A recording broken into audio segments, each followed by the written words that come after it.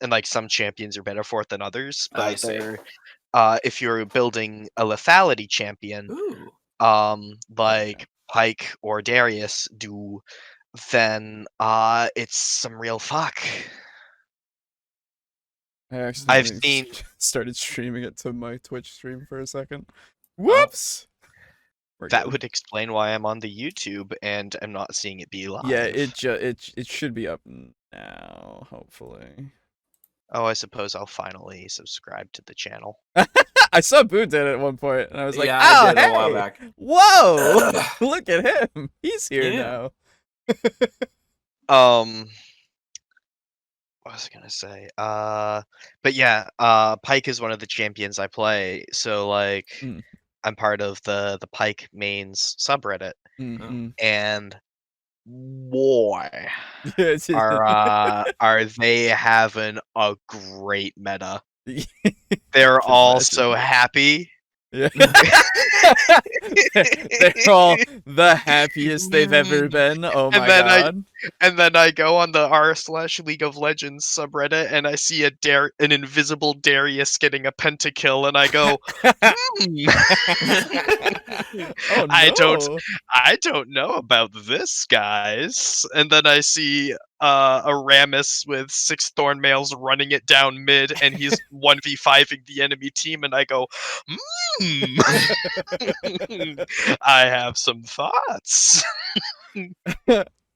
Well, hello out there. Welcome back to the TableTalk Discussion and Discourse podcast.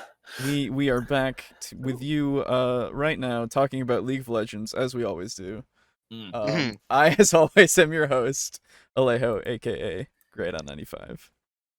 I, as usually, am your second host, SneakyAdolf.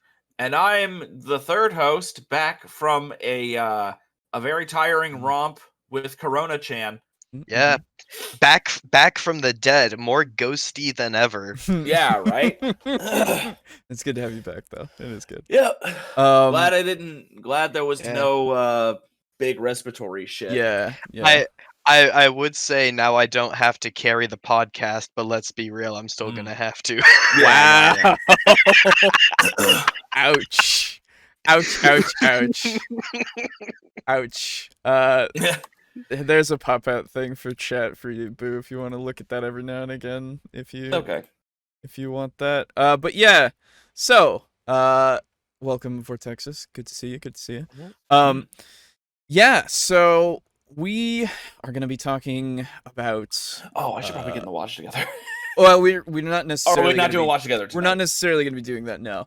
Okay. Not unless absolutely necessary to help with points, but So, yeah, we're going to be talking about Tasha's Cauldron of Everything, the newest book to come out from Wizards of the Coast.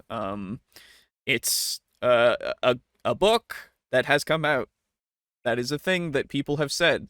Some people say it bad. Some people say it good. Some people say it has good and bad.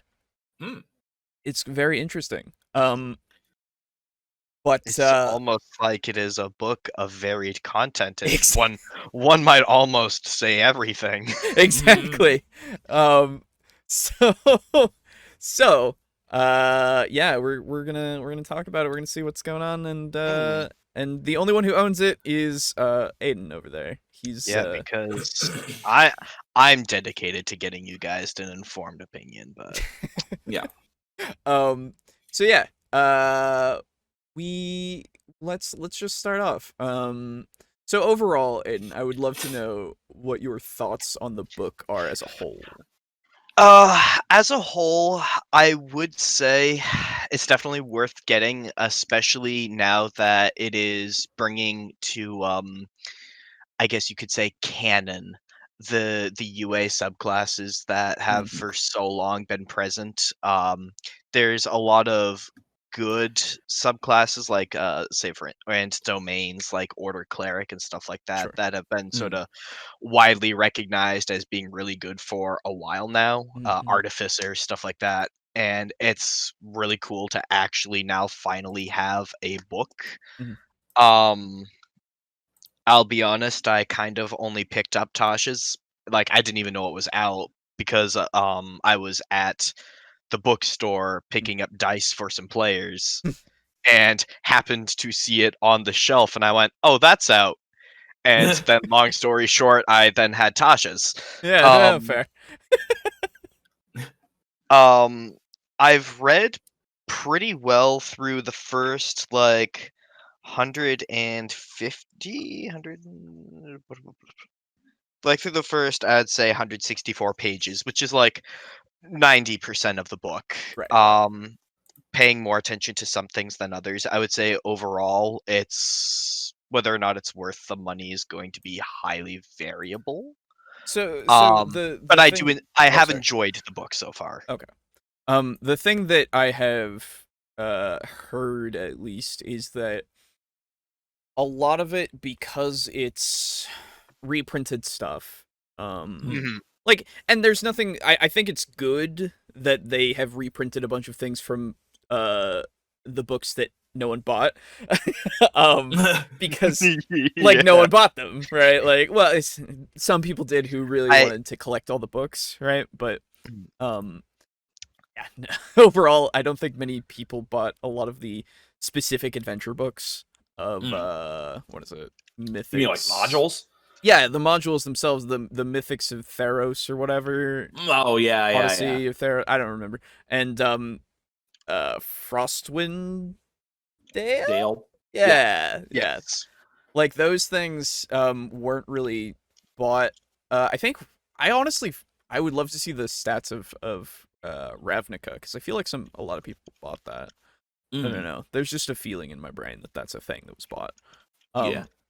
Mostly because of Magic, I think. Yeah.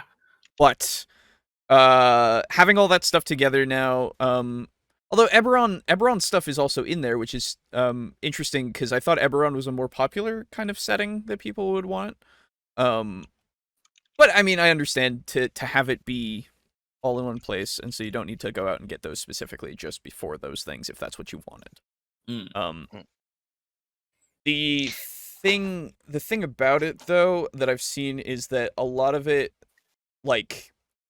kind of fluff. Yeah. Yeah, a lot of it's and the estimation that I saw was like 2/3 of it is fluff. Where I wouldn't say that. I'd say like 30%. 30%? Okay. So there's a lot that's fluff that could have just been an errata. Is what I've heard.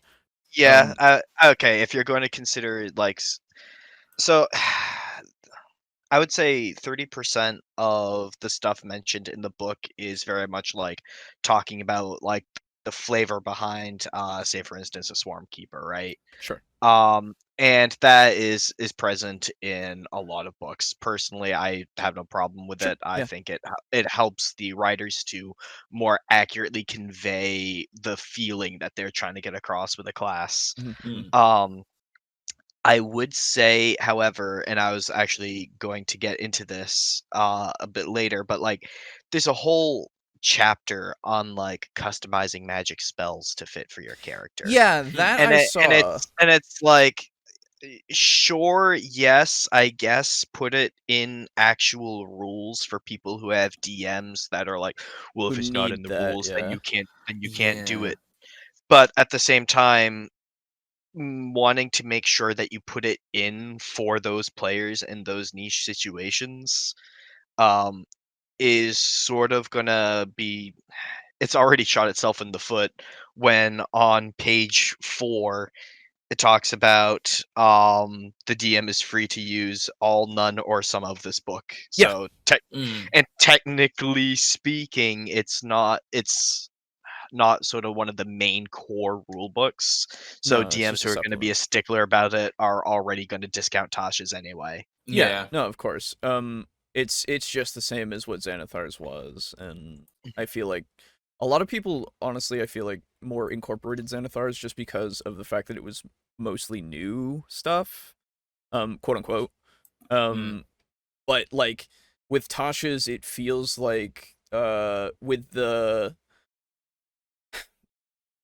I know that there is the like concrete rules set that is in there for like the variants of like your origin, for making it so you can have Yes. your race have different modifiers and stuff just inherently. I actually have that in one of my notes too. Yeah, and it's there, and like it's one of those things that I don't think needs to be said, right? In the sense of like it's only for those people that, like you said, strictly need that rule there for them to go, it's okay. Right? I feel like there are some rules that are set forth for new like variant things in terms of for instance languages. They okay. mention you can replace any language that you would normally get with your race and swap it out for like hold on, it was on page 7. To customize the languages, you may replace each language in your language trait with a language from the following list: Abyssal, Celestial, Common, Deep Speech, Draconic, Dwarvish, Elvish, Giant, Gnomish, Goblin, Halfling, Infernal, Orc, Primordial, Sylvan, or Undercommon. Okay. It's not like every language, but it's quite a lot. Yeah, it's most of them. it's quite a lot. And as someone who has a weird penchant for playing characters that know Infernal for no goddamn reason, I really like the fact that there is now officially a rule like saying, yeah, go ahead and just like swap it out if you want. Yeah, I mean, that's fair. I don't see any reason why not. Again, my thing is not that this shouldn't be the case, right? That it shouldn't be written in the rule book. I just think that it's unnecessary mostly. Yes. That's my thing with Tasha's. The general feel that I have is for a lot of it, I'm like, this is unnecessary, but I understand why it's here. Yeah. Right. And like apparently for something like the Spore Druid, they changed the damage type, and that was the only change that they made. And so it's just the Spore Druid again, but it's just a single damage type that's different. Which again, errata. Just you could just put that out there. You're gonna have balance tweaks. Yeah. Okay. Yeah. Fair. But well, again, you could just easily for a single class, just errata. You just put out a small thing and people find it, and then, but then you wouldn't have another book. Yeah.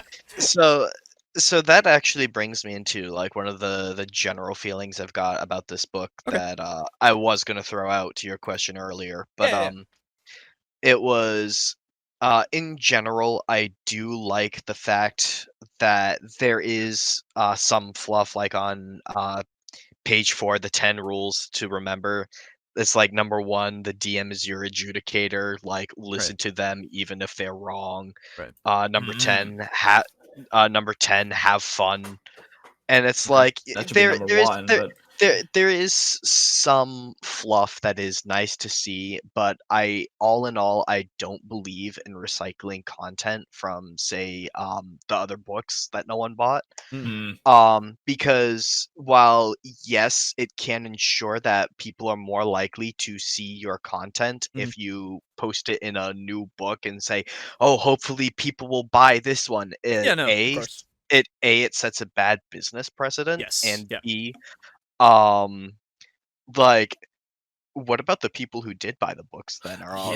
Like, that's the thing, right? This was brought up, in fact, in the I watched just for full clarity, I watched the Dungeon Dudes video on their review of the book, and they actually brought up some good kind of points where if you are a book collector, like you have bought all of the books, this is so like the only thing you're getting from this is the classes and the spells, right? And that's it. And like the new ones, not the reprinted ones, right? And there's not enough there that I would say that would be. I don't know how much was the book. For me, at my retailer, $39.97. Ooh, okay, yeah. So around $40, probably up to $50. As far as I don't know. But I would say, it's definitely pricey for those who already have all of the content that's already in there. That is most of the book. And for the like the rules, quote unquote that they put in there, the optional stuff that they've put in there, I don't know if that's also worth that price for those who have collected it.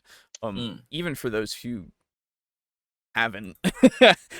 Like specifically, and this is I'm jumping around, but specifically the session 0 section, like Oh yeah, that so should have.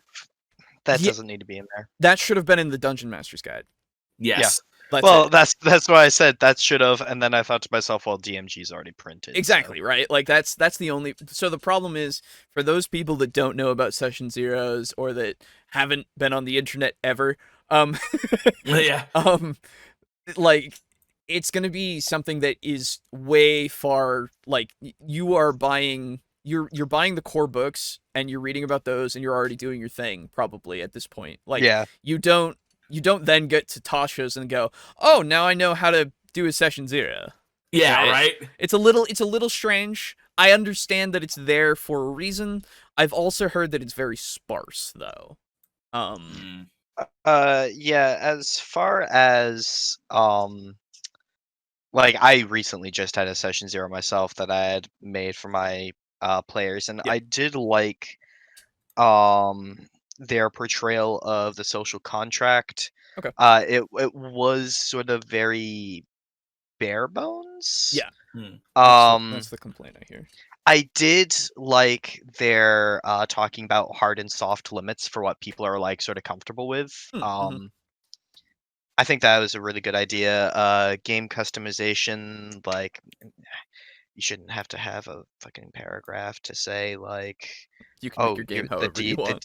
Yeah, like you should already be talking to your players like, hey, I like puzzles. Right. Like I do understand the purpose of putting it in there. I just didn't hope. I hoped it wouldn't have been necessary. I don't think it is still.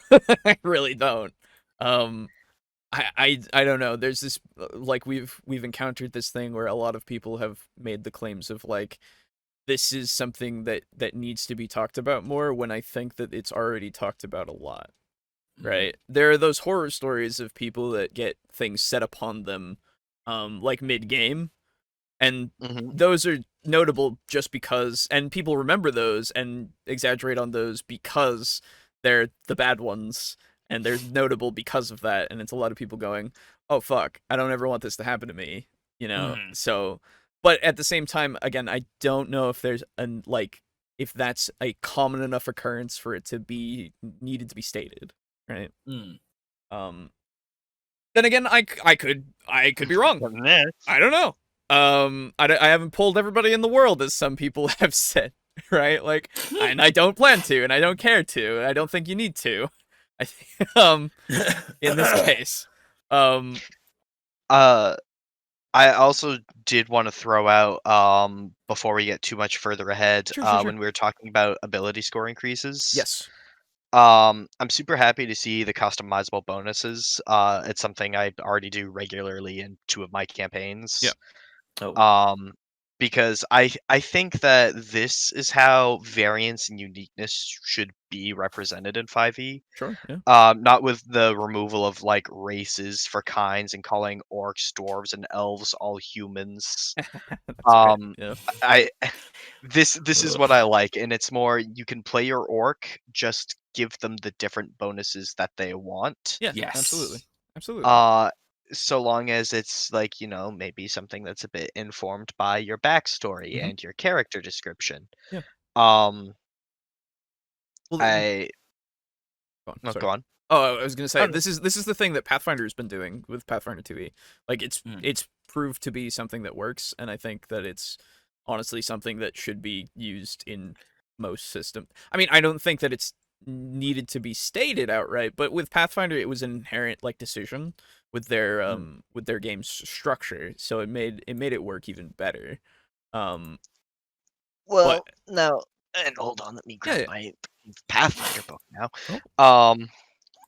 I do believe for your race, when you select it in Pathfinder, you do still when you have your ancestries, you still do have set ability boosts. Right, but for the like background stuff and all of that, like it is much more customizable because of like Oh yeah. your choices in your background and all that, because it gives you that ability to go, hey, because I'm a scholar and like people stereotypically with orcs are stronger, well my scholar is actually brainy, right? Because he's an orc, Mhm. but he's brainy, so it's now he's got an intelligence boost. Like it was already kind of there in its own way, and it added both the thing of like, yeah, you physically are more strong because you're an orc, right? Because that's just inherently a part Yeah. of the race.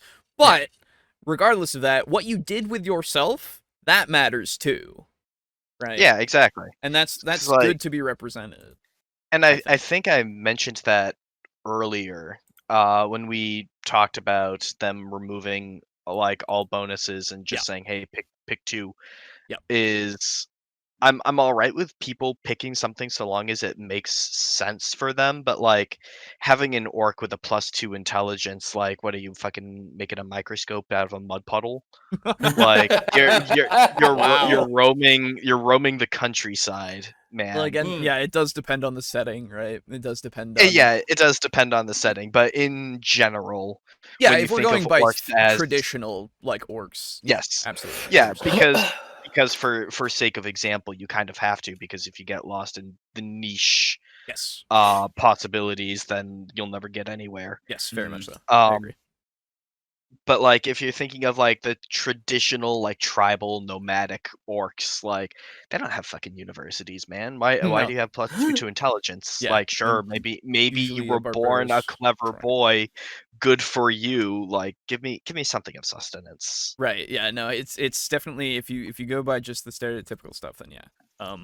Which is the whole point of, and that's why I think still, even so, that even with this change from Tasha's, I think Pathfinders is still the best way to do it.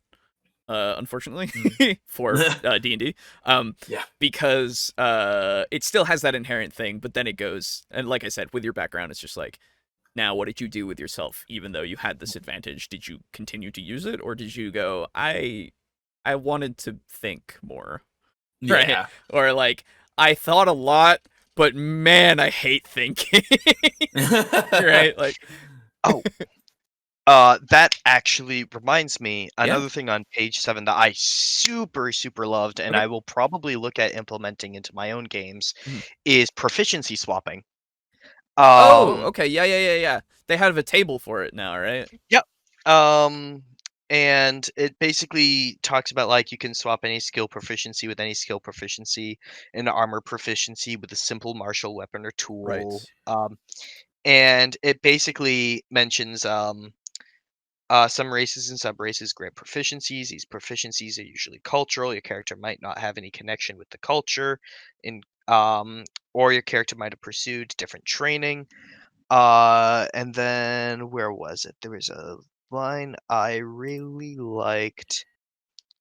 Sometimes you pick a skill proficiency that ends up not being very useful in the campaign, or that no longer fits your character's story. In those cases, talk to your DM about replacing that skill proficiency with another skill proficiency offered by your class at first level. A convenient time for such a change is when you reach a level that grants you an ability score increase feature, representing that your character has spent a level or two studying the new skill and letting the old one atrophy. Hey, yeah, no, I do like that. I do like that a lot, actually. Yeah, that's really good. It even asks you for a reason for it, which is good.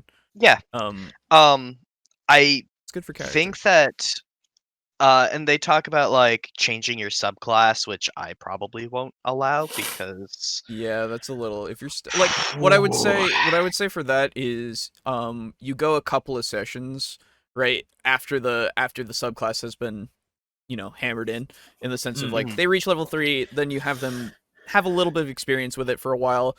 But if they don't ultimately like it, or if that's the thing, like they thought it would be cool, but ultimately they're like, I think I'd actually want to be this. Like then I'd go, okay, yeah, it's only been like a couple sessions. Yeah. You can change it over. But like As- later as- down the line, I would go like, no, don't think so. for me, it is it's very valid depending upon what certain classes are. So if you're an artificer and you want to change your focus, like I think of them all as sort of engineering students basically, and it's like I can pick up a few books and maybe spend a week or two studying. Yeah, hey, we hit endgame. Can I switch my subclass? Yeah. Yeah. No, of course. You're basically gods at that point. Whatever. Yeah. Anyway. But like an artificer switching their subclass like makes sense to me. Yep. However, I don't really like the example that they have of a cleric of the war domain has spent years in conflict with the enemies of her temple, but one day she wanders into a sun-dappled glade where her god once shed a tear of mercy over the world's suffering. Drinking from the glade's brook, the cleric is filled with such compassion for all people that she now bears the powers of the life domain, ready to heal rather than make war. What? And then, No. Oh. if your character has spent their life, Yeah. especially in the service of a god, doing like one thing in particular, and then they just kind of like change over in an afternoon, and it's like, oh, don't worry about it, guys, we're moving forward like this now. That's basically just divine intervention in the worst way. Yeah. Hey, I I'm- need you to now be somebody different and not me recruit somebody different. Like in a Okay. situation like that, right, where someone really likes their character and they really want to change like their oath or their domain or Sure. something like that, I would sort of work on making a halfway point between those subclasses, Okay. and I'd have them play at that halfway point for like 4 or 5 sessions, Yeah. and then have them move over to the new subclass. Oh, sure, yeah, because like with an oath, right? I can see it being more so done with an oath because paladins they take that oath, and usually that oath is in service to a specific cause, right? Or like Yes. for like oath of vengeance, it's specifically against the dude or group or something, right? And once they Mhm. achieve that oath, then I would be like, all right, you did it. Well, Now what? now you can be a different thing, I guess. Right? Yeah. It makes more sense with that because again, oath taking is just binding you to that promise, but then after you finished it, it's just like, yeah, okay, let's And move on. like an oath is not to be taken lightly No. and just kind of swapped around willy-nilly. Absolutely. Yeah. They do have a good example of an oath of devotion paladin failed to stop a demonic horde from ravaging her homeland. Mhm. After spending a night in sorrowful prayer, she rises the next morning with the features of the oath of vengeance, ready to hunt down the horde. Like Okay. that makes sense. Yeah, That's yeah. good. Yes. That makes sense. Um, Writing-wise. and I like how even with the sudden changes, they focus a lot on making sure that there's a story reason behind it. Yes. Yeah. That's the As most there should important be. part, I would Mhm. say. Yeah, in general, I would probably be very hesitant to let someone change their subclass. Yeah. I wouldn't outright ban it. And like I would work with them on it, but I'm not just gonna like, oh, you want to change your subclass? Here you go. It's changed before next session. Sort of Yeah, thing. right. Dude, I don't know. I also think since they're talking about changing your subclass here, right? Mhm. That and like changing skills and like customizing stuff about your character, that Sure, this yeah. would have been a fantastic opportunity to once again mention customizing a background. Mm. Yes. I know they mention it in the PHB. They do, thankfully. So it's like, oh, they need to recycle content, but like, dude, they also already have done it. reminders on have fun and reminders on advantage and disadvantage rules. Yeah. And it's Wait, like really? yeah, Oh my god. Okay. and it's like if you can bother reminding people that advantage and disadvantage are a thing in the book that is all about customizing your character, Yeah. why not also like re-mention customizing a background? Yeah, I feel like that's something that is just looked at the way or thrown on the wayside more often than not, you know? Mm. Yeah. I remember when I did my one shot for the Halloween thing that I did for my Wednesday group. I was just like I was talking to one of my friends and he was just like, "Yeah, so you know, what would work best for background for my class?" And I was like, Oh, I don't know. Let's look. And don't forget, if you find something, we can cannibalize some things from other things. We can really just create Mhm. your own like background so it works for you, right? Yep. And he was like, yeah, okay. And then we ultimately decided on like urban bounty hunter. But regardless, it's so easy to just go, what do you get? You get this skill, these things, maybe a language, I don't know, and then like this special thing that is because of your background. Done. Not too hard to do, and I feel like that's something that should be reiterated more often than not. Yeah. Mhm. Uh, You guys want to talk classes? yeah, I was going to ask classes. So first off, Yes. and I have a little thing that I found through a place called geekdad.com that talked about the classes a little bit. And Artificer was mentioned as its first A. So let's just go alphabetically because I assume it's also alphabetically in Tasha's. Yep, that's also how I have them organized in my notes. Fantastic. So let's go yay. Artificer. Artificer, seem unchanged from UA from what I could tell. I've never played a UA Artificer. I actually have the Eberron book, so I know what Artificer is, from that, and as far as I'm aware, they didn't change anything from the base stuff. Okay. As far as I'm aware, there might be a couple different things, I don't know. And there is definitely like the flavor so that you can put it in any setting, quote unquote, right? But the only other thing that's there is the Armorer. That's the newest one that wasn't in Eberron. Yep. Which is also the lamest one. It makes you Iron Man, apparently. Yeah. But how is it lamer? I would love to know. Oh, sorry, hold on.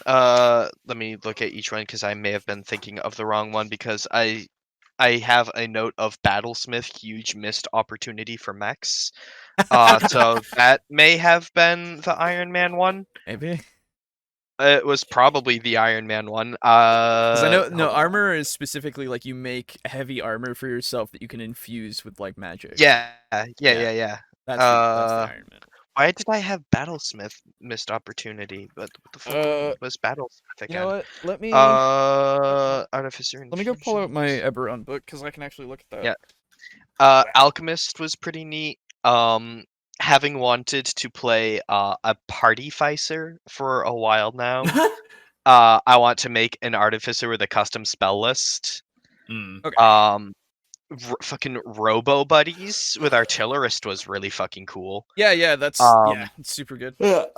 Back when as I'm playing Artificer in 3.5, it's good to see, the ability to actually create homunculi again, basically. Yeah. I would actually want to play an Artillerist and swap out my 3rd level spells because they typically get Shield and Thunder Wave. Yeah. And I would probably see about switching them out for the 3rd level Armorer spells, which are Magic Missile and Thunder Wave, because I think that having Magic Missile makes way more sense as an Artillerist. Yeah, very true. Cannon is wicked cool, having legs, especially when you eventually get 2, because I am always a big fan of having turrets. Yeah, definitely. Alchemist is neat, and then where the fuck is Battlesmith? Armorer. What is it? There we go. Okay, Battlesmith. Yeah. That's right. Heroism, Shield, Branding Smite. Yeah, the whole thing with it was just being the tank, basically, is what I got. Blessing. Well, they make little mini robots. Yeah, the Steel Defender. Yeah. Yep. And that's actually what the campaign I'm playing, where I'm a paladin in one of the players is an artificer with a Steel Defender. I gotcha. And it's just Bud, why not just, I don't know, focus on making a big fucking big boy Titanfall mech. That was the thing with the UA version they had. I remember because Boo, you were using it for a while, where you were gonna make the big what was it, vulture kind of yeah, I was gonna make that flying one. Yeah, that was a thing that you could do that made it basically just like this big thing that just protected you. And I don't know why they got rid of that basically, because it was really cool. Probably because there's too much utility in it. Because I was probably. gonna have the ability to fucking fly. Well, it's the only thing that. So, like, I would say, like, it's fine though, because, like, you could be an Aarakocra and just fly from birth. Yeah, exactly. Right? Like, that's the thing. Whenever somebody complains about flying early, I'm just like, well, so fly is like a 3rd level spell, and also, you can fly from birth if you want to. So, yeah. But yeah, the only other thing for these was just like the specific infusions, because they changed infusions. I was gonna say, having looked at infusions, I think they're all like pretty decent. They're fine. They're fine. They're fine. Yeah. Replicating items and stuff, like, yeah. Some of these, a lot of them, I would probably make them a bit lower level. Like Helm of Awareness, prerequisite 10th level Artificer. While wearing this helmet, a creature has advantage on initiative rolls. In addition, the rarer can't be surprised, provided it isn't incapacitated. Like, that's not that great for a 10th level infusion. Yeah, no, it's really not. It's honestly like just a little better version of what's it called? Fucking alertness, I guess. Yeah. Hello, Brian. Go on. Yeah, the feat. Yeah. I think the feats for most of Artificer are pretty decent. Yeah, sure. But we can get into feats later. Yeah, feats are a whole other thing. So yeah, after that we have Barbarian. Yes, Barbarian. Path of the Beast, very, very cool, very, very Bloodborne. I like it. Okay. Especially as someone who really liked the Beast Blood pellet in Bloodborne. And going full, like, using beast weapons and like the beast clothing items, like, real cool. Real happy to see it represented. I like the idea of sort of like a quarter werewolf, just kind of doing his thing. However, the Path of Wild Magic. So yeah, before we go to that, yeah, because I looked into that and that did not seem great. So Path of the Beast kind of just makes me think, oh, so you're a shifter without being a shifter. Yeah, exactly. And it's like, oh, okay. Huh. Like, it's fine, I guess, but also like, okay. But like, so the Wild Surge. Yes, Wild Surge has 8 choices as far as I'm aware. Yes. Yep. Oh Okay, yeah. Would you like me to read them? Would you like me to read them? I would love you to read, because I read these with Brogan the other day, and I was like, oh my god. Yeah. Please. So when you reach 3rd level, and you rage. Yeah. You roll a d8, and what it lands on determines the effects. Yep. On a 1, shadowy tendrils lash around you. Each creature of your choice that you can see within 30 feet of you must succeed on a Constitution saving throw or take 1d12 necrotic damage. Jesus. You also gain 1d12 temporary hit points. Yep. For each hit, or just one? Just one. Flat. Yeah. Oh, thank God. Yeah. Otherwise. You teleport up on a 2. You teleport up to 30 feet in an unoccupied space you can see until your rage ends. You can use this effect again on each of your turns as a bonus action. You basically get Misty Step as a bonus action so long as you're raging. Yeah, so I'm definitely starting to see that this is UA and that they basically didn't change anything about it. No, they didn't actually change anything from this one. We're not even in the worst ones yet, boo. No. Jesus Christ. Number 3, an intangible spirit which looks like a flump or a pixie, your choice. Yeah. Oh, thank you. Oh, Thank you so much. Appears within 5 feet of one creature of your choice that you can see within 30 feet of you. That's fucking At right. the end of your current turn, the spirit explodes, Mhm. and each creature within 5 feet of it must succeed on a dex saving throw or take 1d6 force damage until your rage ends. Like, so far so good, right? Yep. Until your rage ends, you can can use happen. this effect again, Yep. summoning another spirit on each of your turns as a bonus action. So ultimately, your rage can last for a minute, which means 10 rounds. So you can be doing upwards of maximum 60 damage, force And damage, nonetheless. That is not like countered by anything. Yeah. Really. Alejo, fun fact too, do bear in mind that one Yes. of the necessities for maintaining your rage Yeah. is that you are dealing damage. Yes, and you're always dealing damage. Yeah. Yes. It's yeah, I know. On a 4, magic infuses one weapon of your choice that you are holding. Until your rage ends, that weapon's damage type changes to force, sure. Oh And my it God. gains the light and thrown properties. Yep. Okay.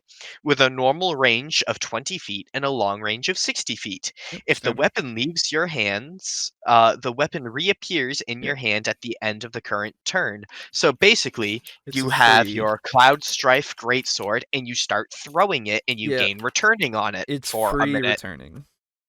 Now, okay, so let's continue. Once we're done with the list, yeah, let's Yes. I'll say something about it. Number 5, whenever a creature hits you with an attack roll before your rage ends, that creature takes 1d6 force damage as magic lashes out in retribution.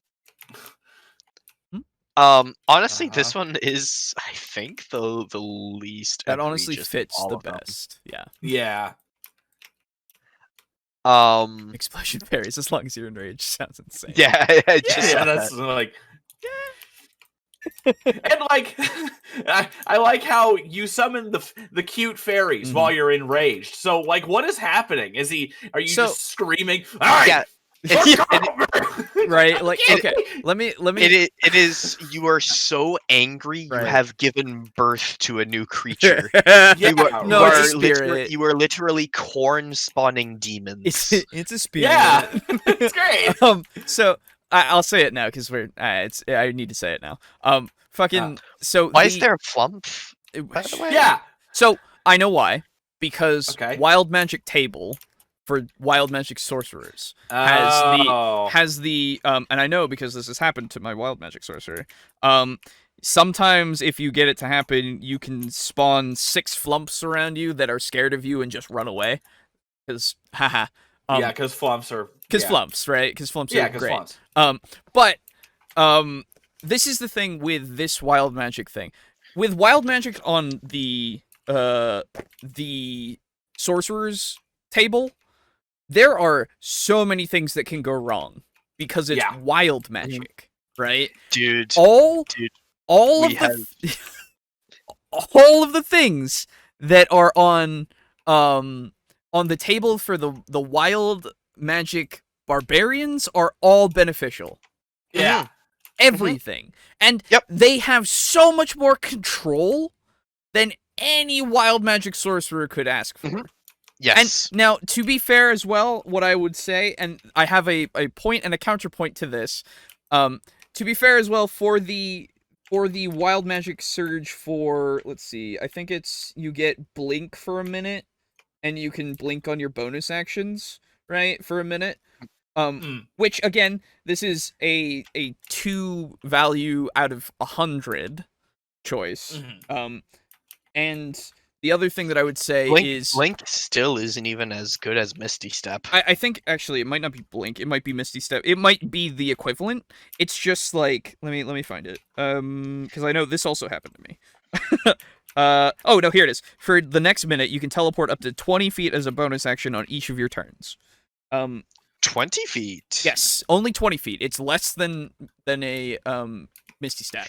Dude, fuck sorcerers, right? Like Yeah. barbarians have the real link with wild magic. It's insane because I really like wild magic sorcerers. But like they don't. Well, that's the Wizards thing, right? doesn't. Most people don't for some reason. But with wild magic barbarians, they have so much control over this shit. I don't understand it. I really don't get it. It's so weird. It's and like, every single one is like you get to lash out at who you want and you gain health. yes. You teleport to a space you choose. An intangible spirit that appears where you want and explodes. Now, the sword that you get to throw and have it return. it's like, oh, I got touched by the chaotic magic of limbo, and yet now I can. It's always good. I can just we're do good. everything fine. Yeah, no, I hate It's that real shit. bad. I hate that shit because it completely makes it so It's that not wild magic. It's not not wild magic. The only wildness is the fact that it can sometimes happen. Yeah, right? yeah, Like that's it. that's the only wildness. It's occasional magic. It's not wild. So now, okay, then let me ask you this. Yeah. How would you go about? And I'm not being sarcastic. I'm right. asking legitimately. In what way would you change these effects to make them more in line with a wild magic feel? Because the one that immediately jumps out to me is the one where you can teleport to wherever you want.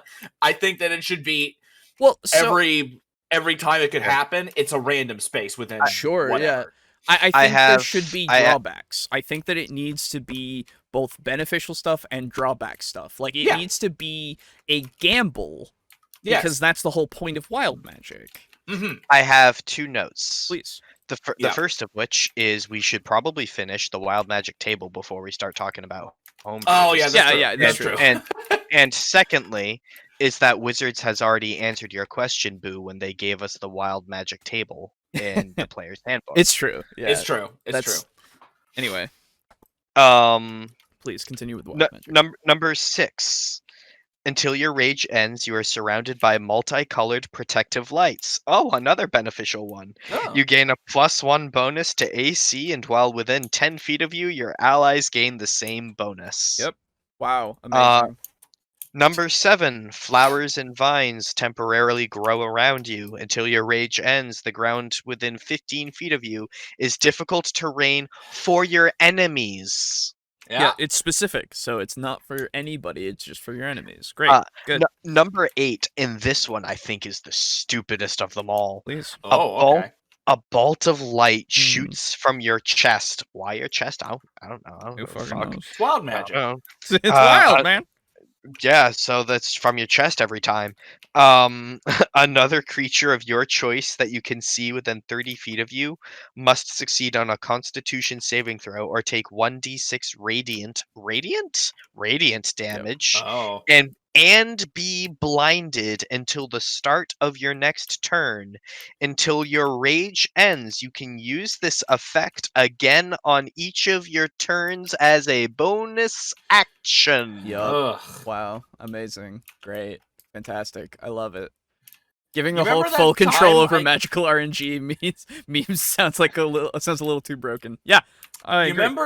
You remember when I gave Boris a whole bunch of cool shit? Yeah. And the whole point was that it was supposed to be an anime campaign. Yeah. And that it's like kind of our own thing where it's not meant to be taken seriously at all. Yeah, looks like that's just becoming a thing now. Well, so I everybody's just an anime character.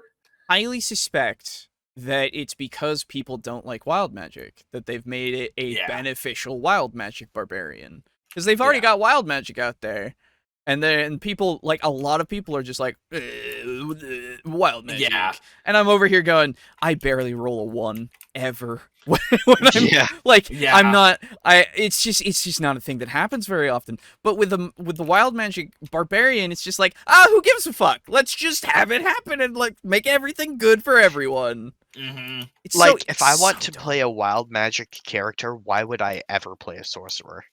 Yeah, exactly. Why would you want to ever? This is all beneficial. Like the only reason why the abilities are better. Yeah. Your health is better. Yep. Your DPS is way better. Yep. Mm-hmm. You don't have spell slots?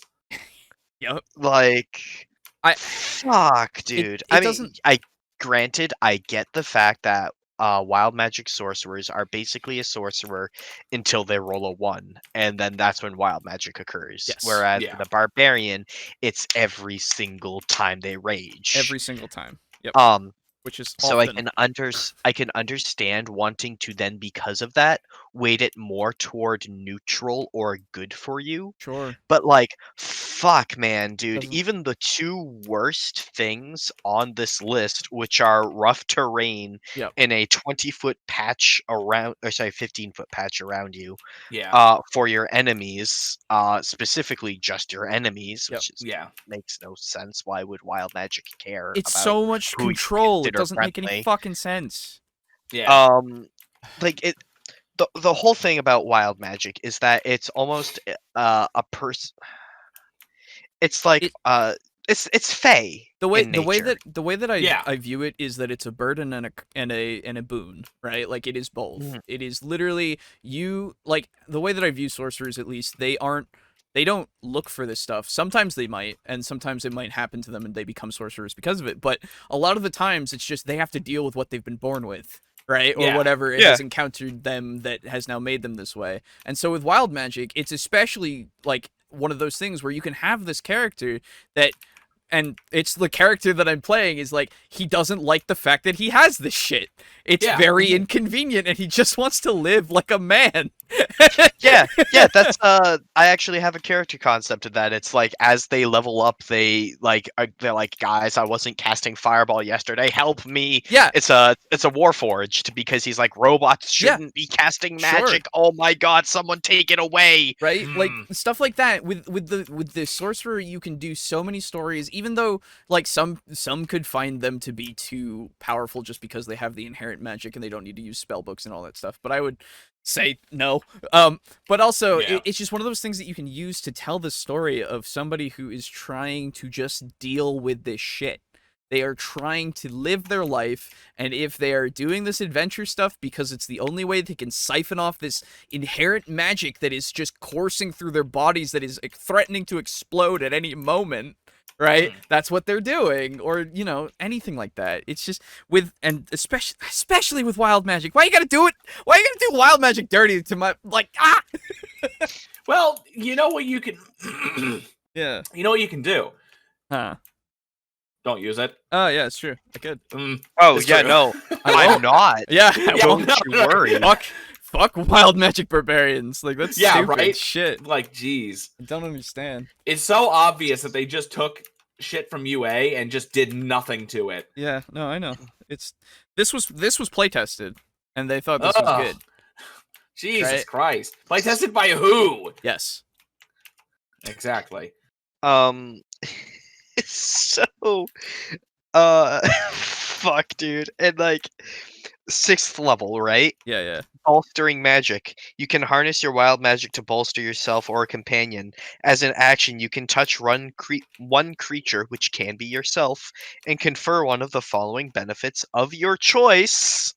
To that creature.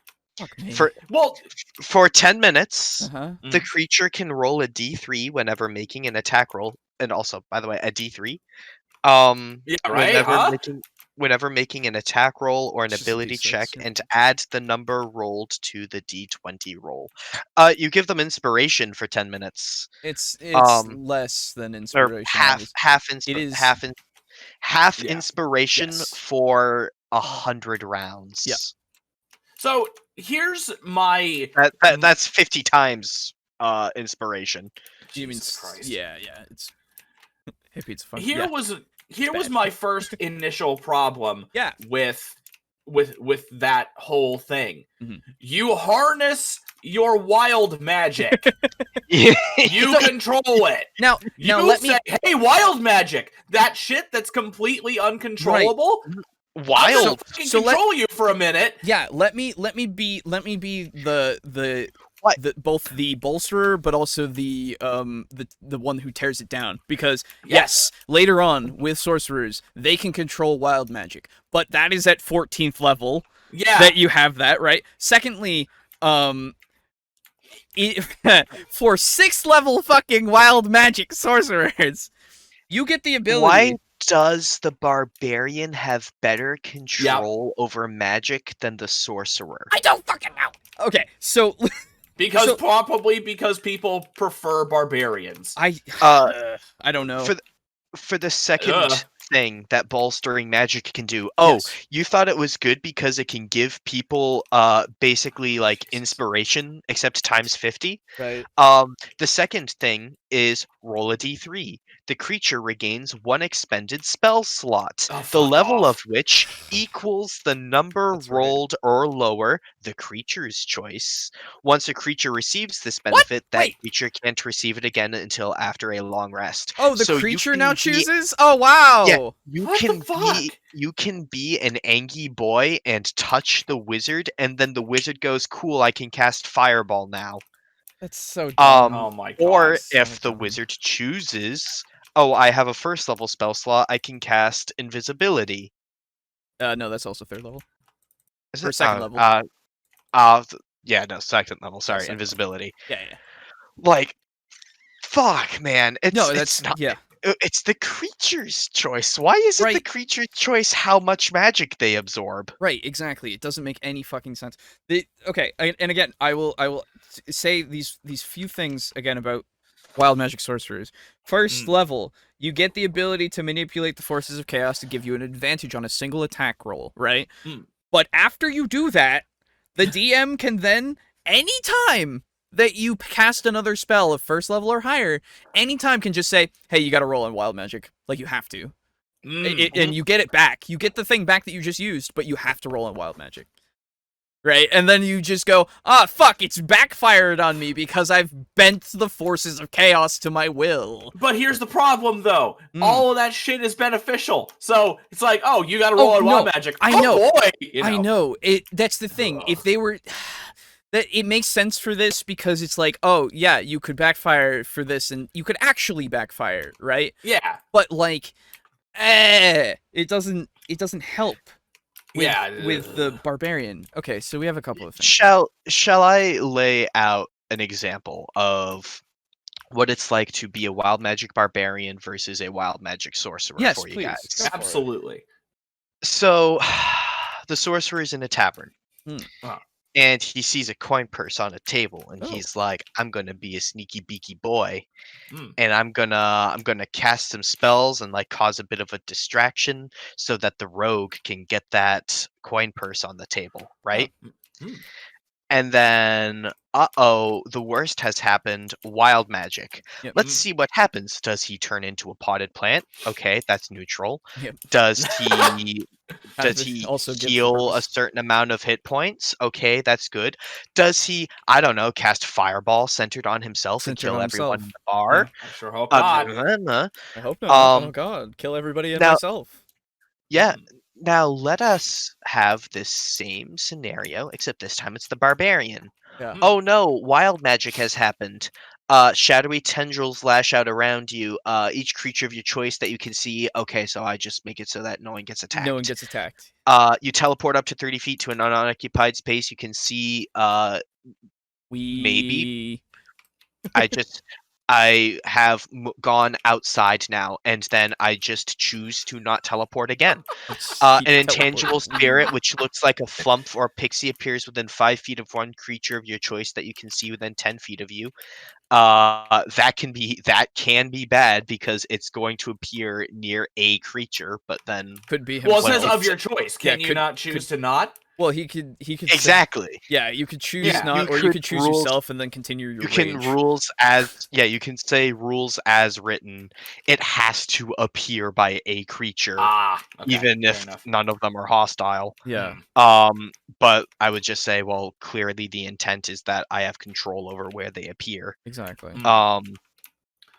Number 4, magic infuses one weapon of your choice. Okay, sure, my sword is in its scabbard and it's glowing. Cool. Who cares? Wow.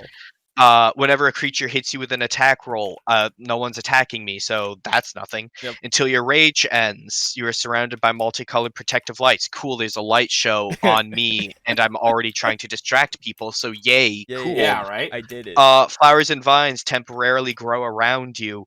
again, making me better at being a distraction. A bolt of light shoots from your chest. Another creature of your choice that you can see within 10 feet of you. Again, we're back to the flump issue. Yeah, exactly. Yeah. There is no point of this that is bad in a social encounter, unless if you're trying to be a sneaky beaky boy. Yep. Yeah. Unstable backlash. When you're imperiled through your rage, the magic within you can lash out. Immediately after you take damage or fail a saving throw while raging, barbarians are tanky boys. They're taking damage all the fucking time. Yeah, oh yeah. You can use your reaction to roll on the wild magic table and immediately produce the effect rolled. This effect replaces your current wild magic effect. So what's that? I rage and I get the vines. Oh, well, tough shit. I will either damage myself for 1 hit point, or I will walk into combat until I get the one that allows me to do radiant damage and blinds people. Mm-hmm. And I can just keep letting that probability happen until I get what I want, and then just stick with that. That has no, like, you can only use this a certain amount per day? Nope, it's your reaction roll.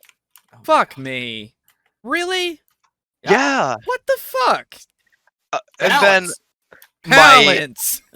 my absolute favorite name, especially after unstable backlash, is we have controlled surge. Oh. Wait, what level is that at? 14. Okay.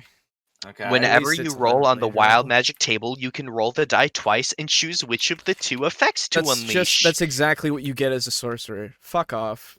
Fuck you. If you roll the same number on both dice, you can ignore the number and choose any effect on the table. That's, again, exactly word for word. It is better because there's no downsides. There's no, like, actual, like, things that are bad. Okay. Wow. Cool. Amazing. I love it. Thank you. Thank you. Thank you, I'm going to head to the bathroom real quick. Cauldron's piece of shit. I have no real thoughts on any of the bard classes. They seem okay. Okay. None of them really appeal to me one way or the other, so I'll be right back. Okay. Right. Well, we have a couple of things in chat here, so So first off, we see Welp. If you want to create an OP anime protag, sounds like you have an option. Yeah. Yeah. Right. Yeah, absolutely. It's ridiculous. It's so stupid. I don't understand why. Like how. Who like you said, Boo? Who fucking playtested this and said, no, it's fine. Oh. I hate that. I hate whoever playtested this. It's just so annoying. I feel like they were like, let's have it playtested, but have it playtested by people who only ever play what do they call it? Beer and pretzels D&D, I guess. Okay, yeah. That was what they called it. Yeah, a few it's just times. the fun things, right? It's only for the one where it's like there's no it's not serious difficulty with anything. There's no. It's the power fantasy kind of thing. Yeah. Now, granted, we are playing a game like that, but there is still danger to be had. Yes, absolutely. And you don't just... The only one that has the kind of capabilities that this barbarian has is Boris, and that's entirely my fault, not the book's fault. No, exactly. Next, I think 5e is trying to address caster/martial imbalance by making martials have more spell-like abilities. That's from Roland Sinfran. But that's the point! So this is the thing, right? They do have an imbalance. It is yes, true. but that's always been the point, though. Well, the casters always start out weak, and the fighters always start out much stronger. And then over time, the fighters become weaker and the casters become stronger. Right. That's always how it's been. And just this just, instead of making it more balanced, it's made it more imbalanced, right? Yeah, exactly. Because this hasn't created something that is it hasn't created something balanced, but it also just hasn't made it it's taken down wild magic sorcerers. Like, it's made them worse by making this better. And not entirely, like, by the rules, it hasn't made them worse. It's just made it so that why would you take wild magic as an option as a sorcerer when wild magic as a barbarian is so much better? And, like, yes, there is an argument to be made of, like, I'd rather be a wild magic sorcerer. I would too. But that's for different reasons. But again, with wild magic as a sorcerer, if you want to take it, it's basically just because you want to take it. And that's fine. That's totally fair. But at the same time, when it devalues the wild magic like table that they came up with and everything that you can do because it's just made another class that's just better and is wild magic, then like it just kind of makes you go, what's the point? Right? Not to mention the whole thing with wild magic sorcerers has always been the fun gambling aspect. Yeah, the unpredictability. And so you've taken the gambler from the wild magic sorcerer, and now you've put him up against someone who is cheating. Yeah, they have a stacked deck. Someone who is gambling legitimately and someone who is cheating. That's basically all this is. You're playing as the cheater because they have nothing but good effects. They have so much more control over the outcome. So yeah, it makes me not want to play it because I don't want to play as a cheat character. It's the biggest unless thing, it's for memes. Right. The biggest thing that I think is the problem is that wild magic is not controllable without experience, right? Yes. And like even with sorcerers at first level, they can get that advantage. Yes, they are technically controlling it, but again, it can backfire. And Absolutely. I would prefer it to backfire because it's not like it's making it so that it's a guaranteed good thing. It is making it so that this one time I'm gonna get this advantage, and maybe I didn't roll a 1 when I cast my spell that has an attack roll associated because it's a spell attack. But just because it doesn't mean that the next time I have to cast something and I don't get one doesn't mean my DM's gonna go he. And like, it's not a bad thing if the DM does that because again, it makes sense with the way that wild magic is, right? Exactly. Uncontrollable. It's something that is inherited. It is something that you just literally have this whole as you said, gamble that every time you use your magic, something could happen.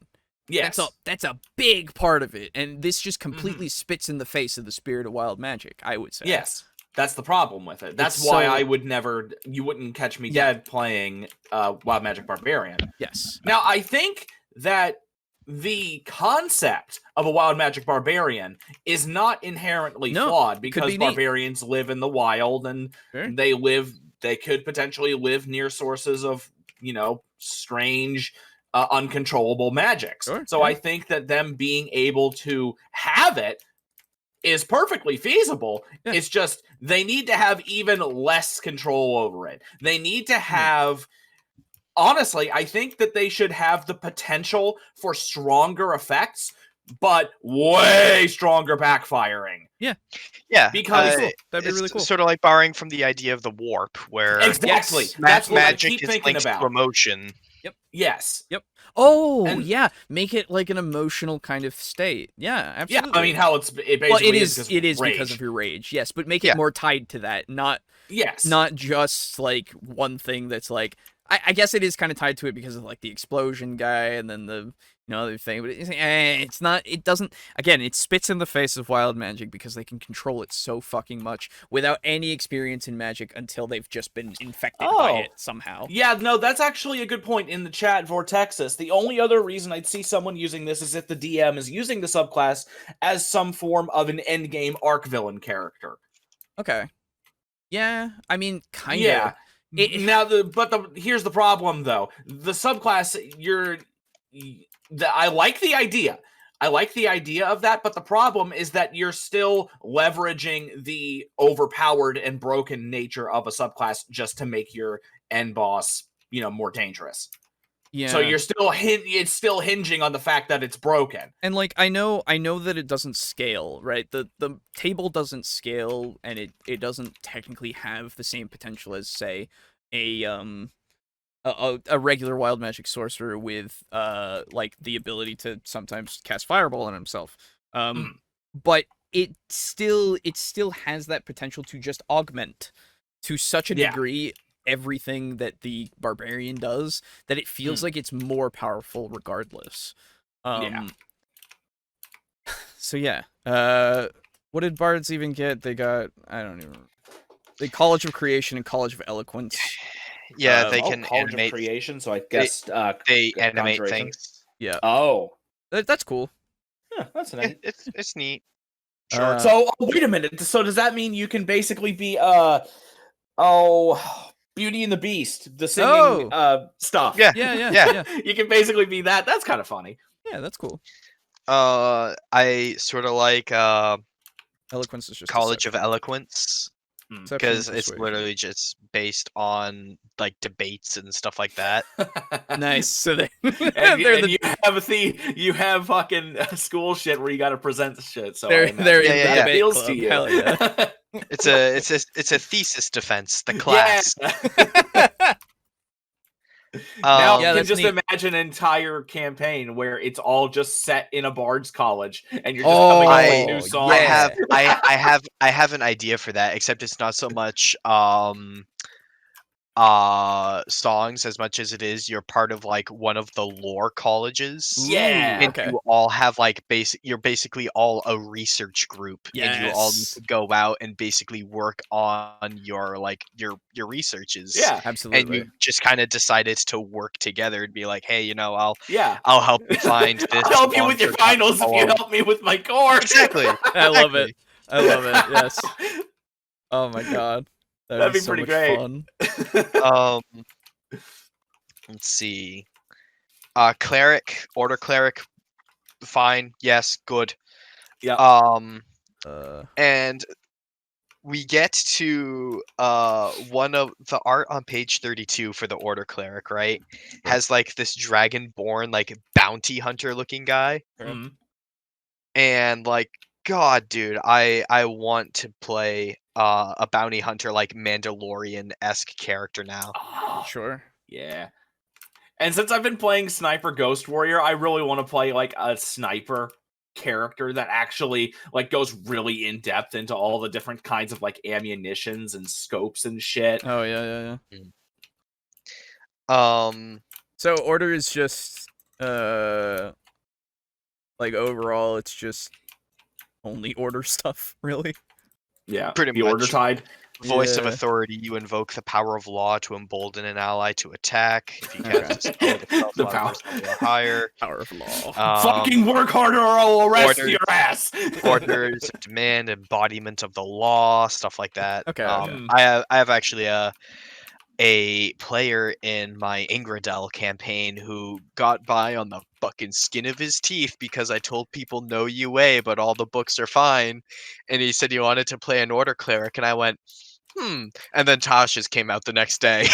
Nice. Wow. And I'm like, you know what? You know what? You can stick with that order cleric, especially because I have a god in my world who is all about the law. Okay, yeah. Fair.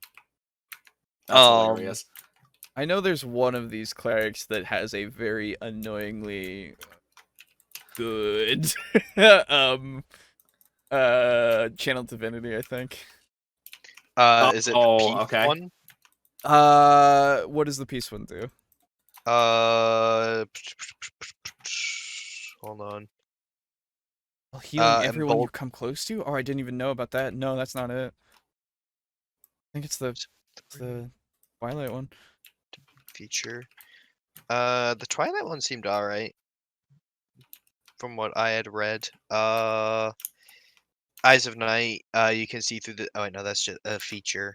Where's Channel Divinity? I think it was like a free, basically, Bless for 10 minutes that can stack with Bless. And everything else. Inspiration and stuff. Channel Divinity.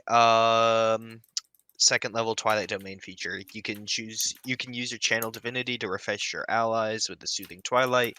As an action, you present your holy symbol and a sphere of twilight emanates from you. The sphere is centered on you, has a 30-foot radius, and is filled with dim light. The sphere moves with you.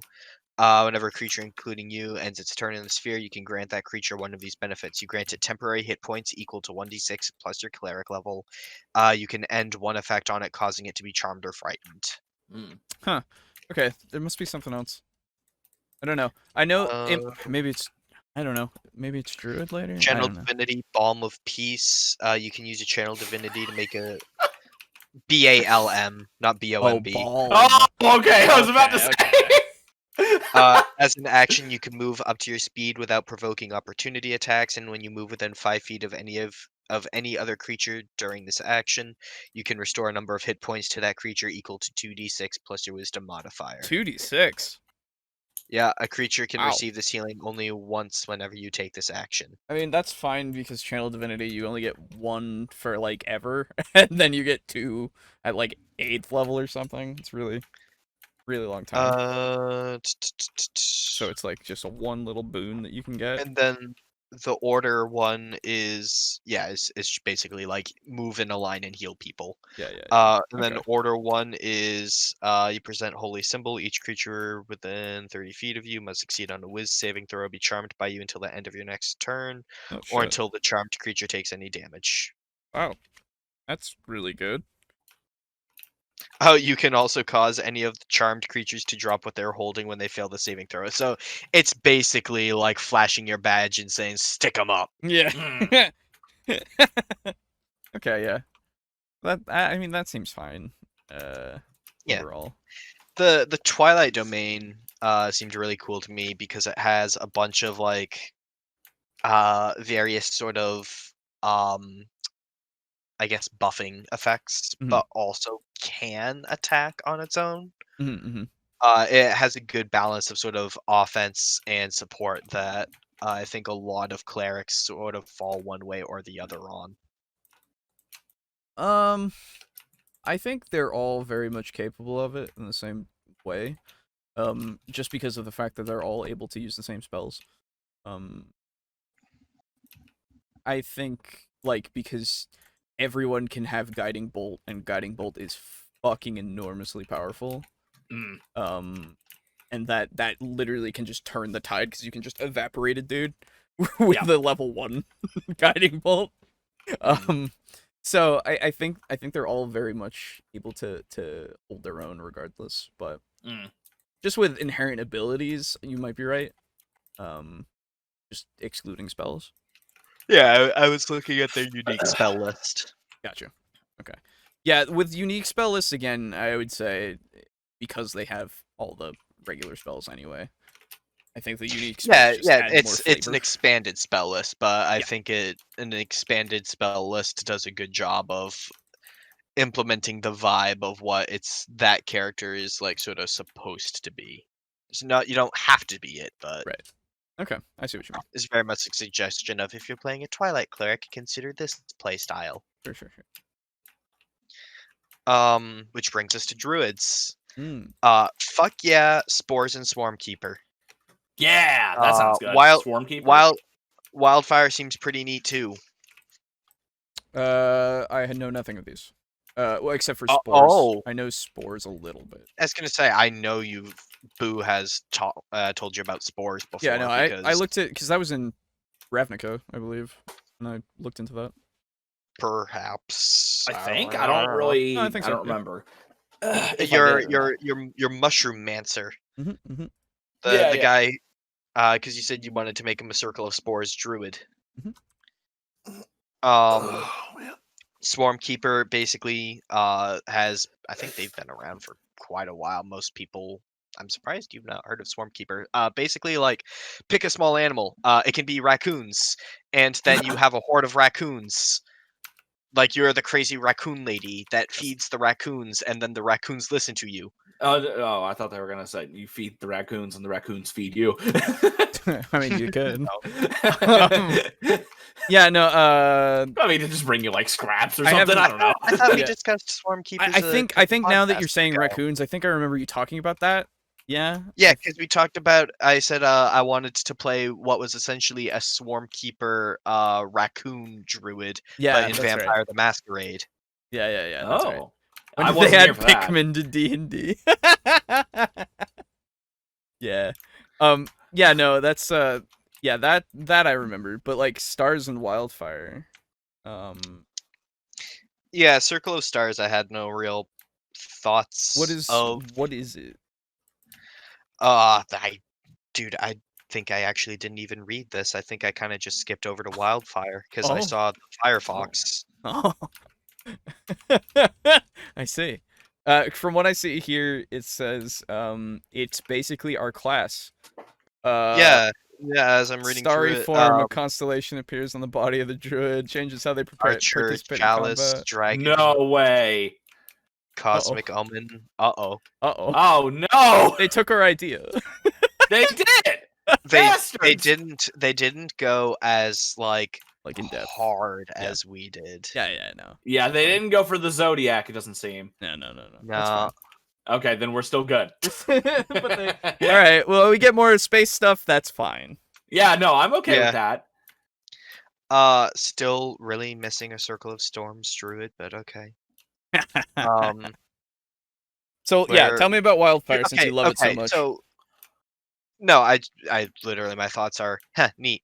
Oh, okay, cool.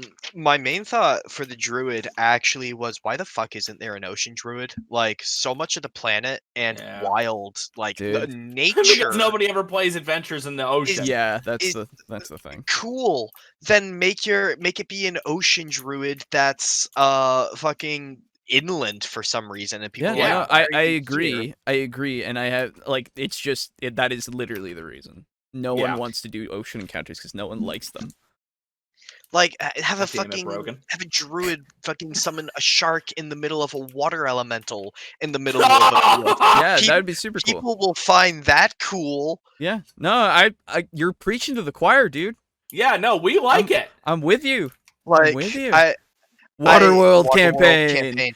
Waterworld. I have a custom race that I made for 5e called the Martabi, and they're ocean nomads that their thing is like Aarakocra can fly, sure. Yeah. The Martabi can cast Water Walk as like an innate ability. Sure, yeah. And they literally think of like a mixture of Inuit and Bedouin like cultures, and they are literally just dragging rafts or like shallow boats or skiffs along the waves, and like their life is they're traveling on what is basically a desert, but the ocean. Yeah. And I have, like, if someone were to play Martabi and they wanted to be a druid, I do have a special ocean druid subclass for them. There you go. Yeah. Cool. They can summon fish and like kelp monsters and shit. Yeah. That makes sense. And just like steal the stats from a vine horror and make it the kelp horror. A shambling mound, but yeah. Okay, yeah, I know that. Yeah, that works better. Lightning magic, shit like that. It seems Oh, go on. Sorry. I was gonna say if they can cast can druids cast fireball? I don't remember. No. Some can. The wildfire one, I'm sure can. Wait, really? Oh, because I was gonna say if you have your ocean druid be able to cast fireball, make it so that he forms a cavitation bubble. Oh yeah. Yeah, because then it collapses and creates heat and light. It's awesome. They have flaming sphere and scorching ray for their wildfire spells. Yeah, they've never had druids that have fireball, as far as I'm aware, because fireball is too explosive. It's too offensive. It's too explosive for them. Whereas flaming spear, there's more control there. Yeah. What was I gonna say? So what seems to be another theme of Tasha's is summons. Yes, very much so. Because and we'll get to it later, but like the spells that they added to actually give you a viable summoner, basically, like make the conjuration wizard actually kind of important. Kind of real good. Yeah, I have thoughts on the summons actually. Ooh, okay, interesting. When we get to those. All right. So next up, we've got fighters. Fighter. So Warrior. let me ask you, how are psionics in Tasha? Oh God.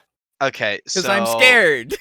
I have never been of the opinion that psionic spellblades are ridiculously overpowered. They're good, never did either. And they're I would say one of the best classes, but I wouldn't say that they're far and away overpowered and broken like a lot of people like to meme and say they are.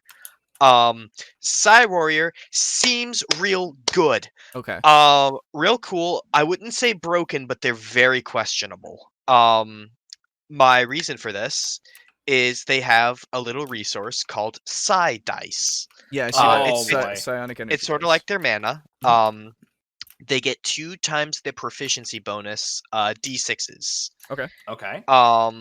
And they can expend these D6s to get certain benefits. Okay. Plus, as they level up, it goes from D6s to D10s. Or sorry, a D8 at 5th level. 11th level is a D10. At 17th level, it's a D12. Um, the following powers below use your psionic energy dice. Protective field. When you or another creature that you can see within 30 feet of you takes damage, you can use a reaction to expend 1 psionic energy die, roll the die, and reduce the damage taken by the number rolled plus your intelligence modifier. Okay. As you create a momentary shield of telekinetic force. It's like shield, but not quite as good, with the exception of you can cast it on other people, which is pretty good. Yeah, Plus it that's pretty good. scales. Again, good, not necessarily broken. No, I think that's fine. Psionic strike. You can propel your weapons with psionic force. Once on each of your turns, immediately after you hit a target within 30 feet of you with an attack and deal damage to it with a weapon, you can expend 1 psionic energy die, rolling it and dealing force damage to the target equal to the number rolled plus your intelligence modifier. It is a worse smite. Yeah. Okay. Telekinetic movement. You can move an object or a creature with your mind. As an action, you target 1 loose object that is large or smaller. I don't quite know about large, but or 1 willing creature other than yourself. So you can't fly with it. Okay, gotcha. If you can see the target and it is within 30 feet of you, you can move it up to 30 feet to an unoccupied space you can see. Alternatively, if it is a tiny object, you can move it to or from your hand. So, like, you can't grab a key off of someone's belt because it's secured, but you can grab a gold coin off a table. Yeah. Either way, you can move the target horizontally, vertically, or both. Once you take this action, you can't do so until you finish a short or a long rest, and then here we get to the fucky sentence of the class. Oh boy. Unless you expend a psionic energy die to take it again. Which means, as I understand it, you get to use telekinetic movement once without using a die. If you want to use it that second time, though, you need to actually expend a resource on it. Okay. That's weird. And like, makes sense, but it's not the best ability. Yeah, sure, you can move a person 30 feet up in the air if they are willing. It can be good to reach ledges. yeah. But the DM can very easily like work around that. Yeah, that's quite easy to make less good. Yeah, and like moving items, so long as they're unsecured. Yeah, it's not not the worst thing, not the best thing. It's like catapult, but again, not as good. Not as good. And you have very limited spell slots. Yeah. They are, I think, a good. They're good, but they're not like overpowered. No, it sounds fine. I just picture in the middle of combat, you're fighting, you're in a bind, and then you just look to your left and you hold your fingers to your temple, and the other guy moves forward. or like guards are chasing you, and as you're running into the tunnel, you like glare at a cart that's been parked and then move it in front of the tunnel. Yeah, right. Like it seems neat. I don't find it to be anything too weird and too like I assume some people didn't like psionics in the past because it was a psychic thing and not a magic thing, right? Yeah. Which I would then go, well, is it not just another form of magic? Right? Yeah. and then you could just go, but it's your brain, and I'm like, what the fuck? Like, what is the difference? What is the actual difference here? Right? Literally the way you balance it is you just go, yeah, dude, if you're a psionic and there's an anti-magic field, it affects you. Yeah, exactly. It's like, so easy to do. Man. Yeah. And so like, yeah, so is it just those kinds of things that you can do with your psionic powers? Like that's at 3rd level. Oh, okay. 7th level, You have mastered new ways to use your telekinetic abilities, detailed below. It's not. You get, It's not exactly what I want. Therefore, it's bad. Yeah, exactly. That was a yeah. common thing. It's so weird when that happens. Anyway, yeah. Psi-powered leap. As a bonus action, you can propel your body with your mind. You gain a flying speed equal to twice your walking speed until the end of the current turn. Huh. Once you take this bonus action, you can't do so again until you finish a short or long rest, Oh, okay. unless you expend a psionic energy die to take it again. Gotcha. Basically, you can Palpatine once per short rest, or use Yeah. resources to Palpatine twice per short rest. Yeah. Okay. All right. That's fine. It's weird, but it's fine. Yeah, it's wonky. It's cool. It's unique. It's not really a problem. No, it's literally anyway. if you just give them 60 feet of flying for a second, like, oh my god, you sprouted wings for a second. Wow. Or just like psi empowered leap. No. I know. What I'm saying is like the equivalent is just somebody else cast fly on themselves, and they have it for way longer than you do. Oh yeah, you know, yeah. Like, and like this is at 7th level. Yeah, that's fine. Yeah. Telekinetic thrust. When you deal damage to a target with your psionic strike, you can force the target to make a strength saving throw against DC equal to 8, plus your proficiency bonus, plus your intelligence modifier. I don't know why they added up here, because that's just if they cast off of intelligence, that's what spell save DC would be anyway. Yeah. If the save fails, you can knock the target prone or move it up to 10 feet away in any direction horizontally. Pretty good, but not it's bad. just another thing. It's 7th level. The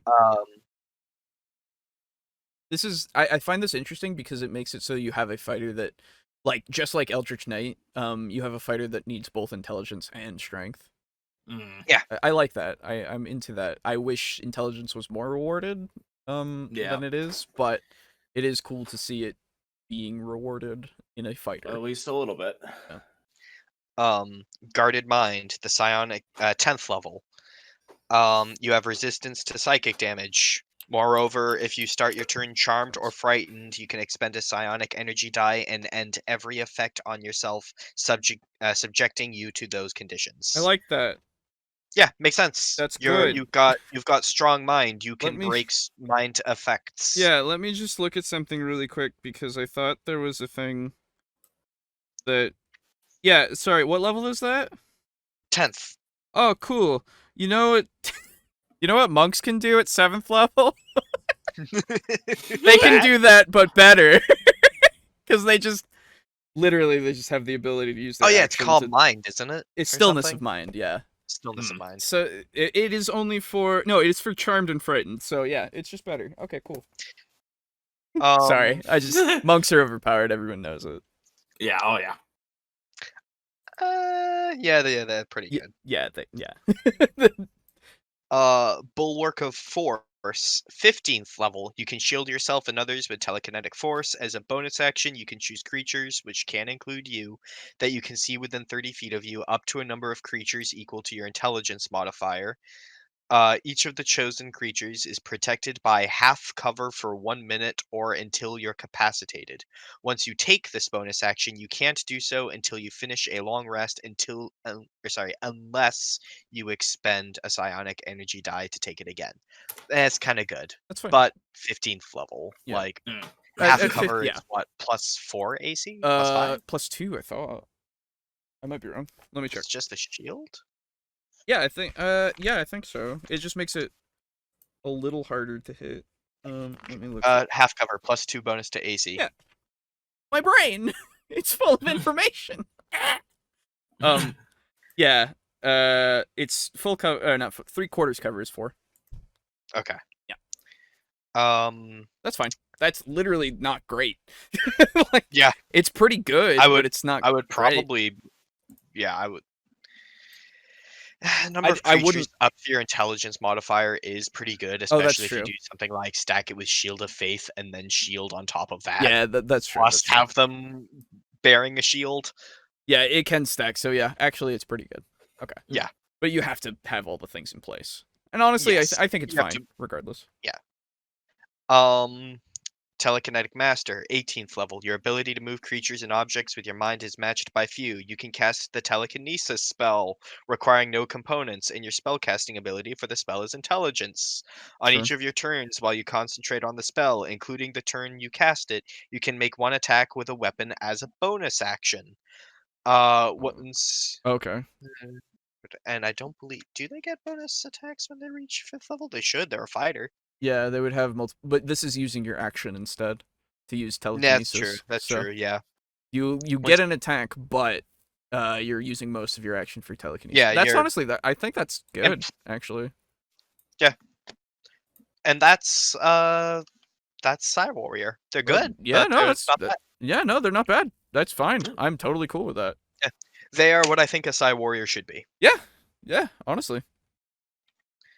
Rune Knights, the second biggest missed opportunity in this book. Oh no. In the fact that, yes, I get giants have runes, but maybe let's not make every single rune present in the Rune Knight. Like, Cloud Rune is about cloud giants, Fire Rune is fire giants, Wait, Frost they went giants. They went giants and not dwarves? Stone Rune. Oh yeah, stone giants, and then the Hill Rune for hill giants, and the Storm Rune for storm giants. Giant's Might, Runic Shield, Great Stature, Master of Runes, Runic Juggernaut. Okay, that's weird because I remember there being another thing that I saw that was all about runes, but I don't know if it was 5e. I don't know what it was in, but it was all runes, and they were all specifically dwarven runes. And I was like, why just dwarves? Combat Wheelchair has a fair amount of dwarven runes. Right, that was it. It was the Combat Wheelchair. It was like all dwarven runes, and I was like, why just dwarven runes? Right? Like there are a lot of runes out there. I thought. I am big into sketching runes on things to give them power. One of my favorite books, simply because I loved the concept, is called The Warded Man. Ooh. And it's a world where sort of demons rise up from mist every single night, and when the sun rises, they disappear and go back down to hell. But there are wards that like people will put up on like fence posts and stuff like that to defend them against demons. And if you are a runesmith, boy, you can make money. Oh, that makes sense. Yeah. And runes are cool. There used to be like runes long ago that were like combat runes, but they were lost to time. And the main character basically is centering his life around revenge against the demons, and saying like, I'm no longer going to be a prisoner inside like the confines of these and the false safety of like these runes that we sketch for ourselves, where sometimes like someone can make a mistake and, oh, look at that, you've got flying demons in the city snatching people off the streets now because there was basically a ward net that wasn't set up right. Right, yeah. He's like, fuck that, I'm gonna make my own runes, I'm gonna go adventuring, and then he finds the combat runes and he fucking tattoos them on himself. Yeah, that makes sense. And like, he can punch a demon and break its face in half because he has strength runes that he put all along his arm, and like demon killing runes on his knuckles, and he's like, fuck yeah, and he punches a demon and then he breaks his bones because he's like, oh, my bones can't handle this. So he starts like putting reinforcing runes on himself, and he's like, yeah, I've got this now. And then a demon bites his arm and it does nothing, and he goes, oh right, it's probably the reinforcing runes, and then he snaps its neck. That's fucking rad. I love it. Yeah, no, man, that'd be really cool. Yeah, so like Rune Knights are super cool, and then they're like, yeah, so like they metaphorically just like suck the dicks of giants, and are sounds like Doom Guy but with added giants. Magic. Yes, giants are really cool, guys. Guys, don't you like? It feels like Watsy is like, guys, don't you like giants? So like, I like and giants, everyone goes, right? Eh. I like giants, right, when they're used well. That's the only time where I like giants, because otherwise I don't think about them, right? Yeah, because It's a damn shame because the giants are really cool. They have a bunch of lore and like they have a hierarchy and stuff. Yeah, it's really cool. Oh, what the hell is it called? The Ordning. Yes, the Ordning. Yes. Very, very cool things to use with giants, but you rarely see people using giants other than nobody ever uses hill them. giants, right? Like, because it's like, oh, a hill giant is attacking the town. It wants to eat everything because it's a dumb giant, right? Yep. Like, that's the only time you really see hill giants, or any giants. But like, you could have a whole society of like giants, and they're like enslaving people, or maybe they're working with people, or maybe like, cool things could happen. Oh man, giants. Anyway. Yeah, and plus it just kind of seems lackluster when like you go into their abilities. Like their abilities are unique, sure, but like Hill Rune, 7th level or higher. Oh. This rune's magic bestows a resilience reminiscent of a hill giant. While wearing or carrying an object that bears this rune, you have advantage on saving throws against being poisoned, and you have resistance against poisoned damage. Wow. In addition, you can invoke the rune as a bonus action, gaining resistance to bludgeoning, piercing, and slashing damage for 1 minute. Okay, Once you invoke this rune, you can't do so again until you finish a short or a long rest. Okay. When you are a 7th level fighter, you can get access to a Bear Totem Barbarian's Rage for 1 minute per long rest. Yeah. Yeah, man. Yeah. Yeah, if they I feel like what they should do now that they've introduced Rune Knight is to make a more of a supplement for it, like add more options for it. It needs errata articles. Yes, I feel like it would whole lists of runes. Because like runes are a thing that anyone could do, right? Like you could just make you could literally, I feel like anybody who's playing this class is going to homebrew their own runes. Oh yeah, absolutely. I feel like that's exact or the DM is going to homebrew runes for them to use. Like I feel like that's just inherently just going to be the case because runes are awesome, dude. They're super cool. If you want to there's a whole other RPG out there called RuneQuest. Oh. And it is what is it? Well, I mean, there's lots of runes in it, but it is a Bronze Age fantasy game. Oh. And pretty much all of the magic in the game, everybody has the ability to cast magic, because when you make your character, you roll up an affinity for runes. Oh, okay. And so everybody has an affinity for certain runes. There's like 36 different runes, or something like that. There's a lot of different runes.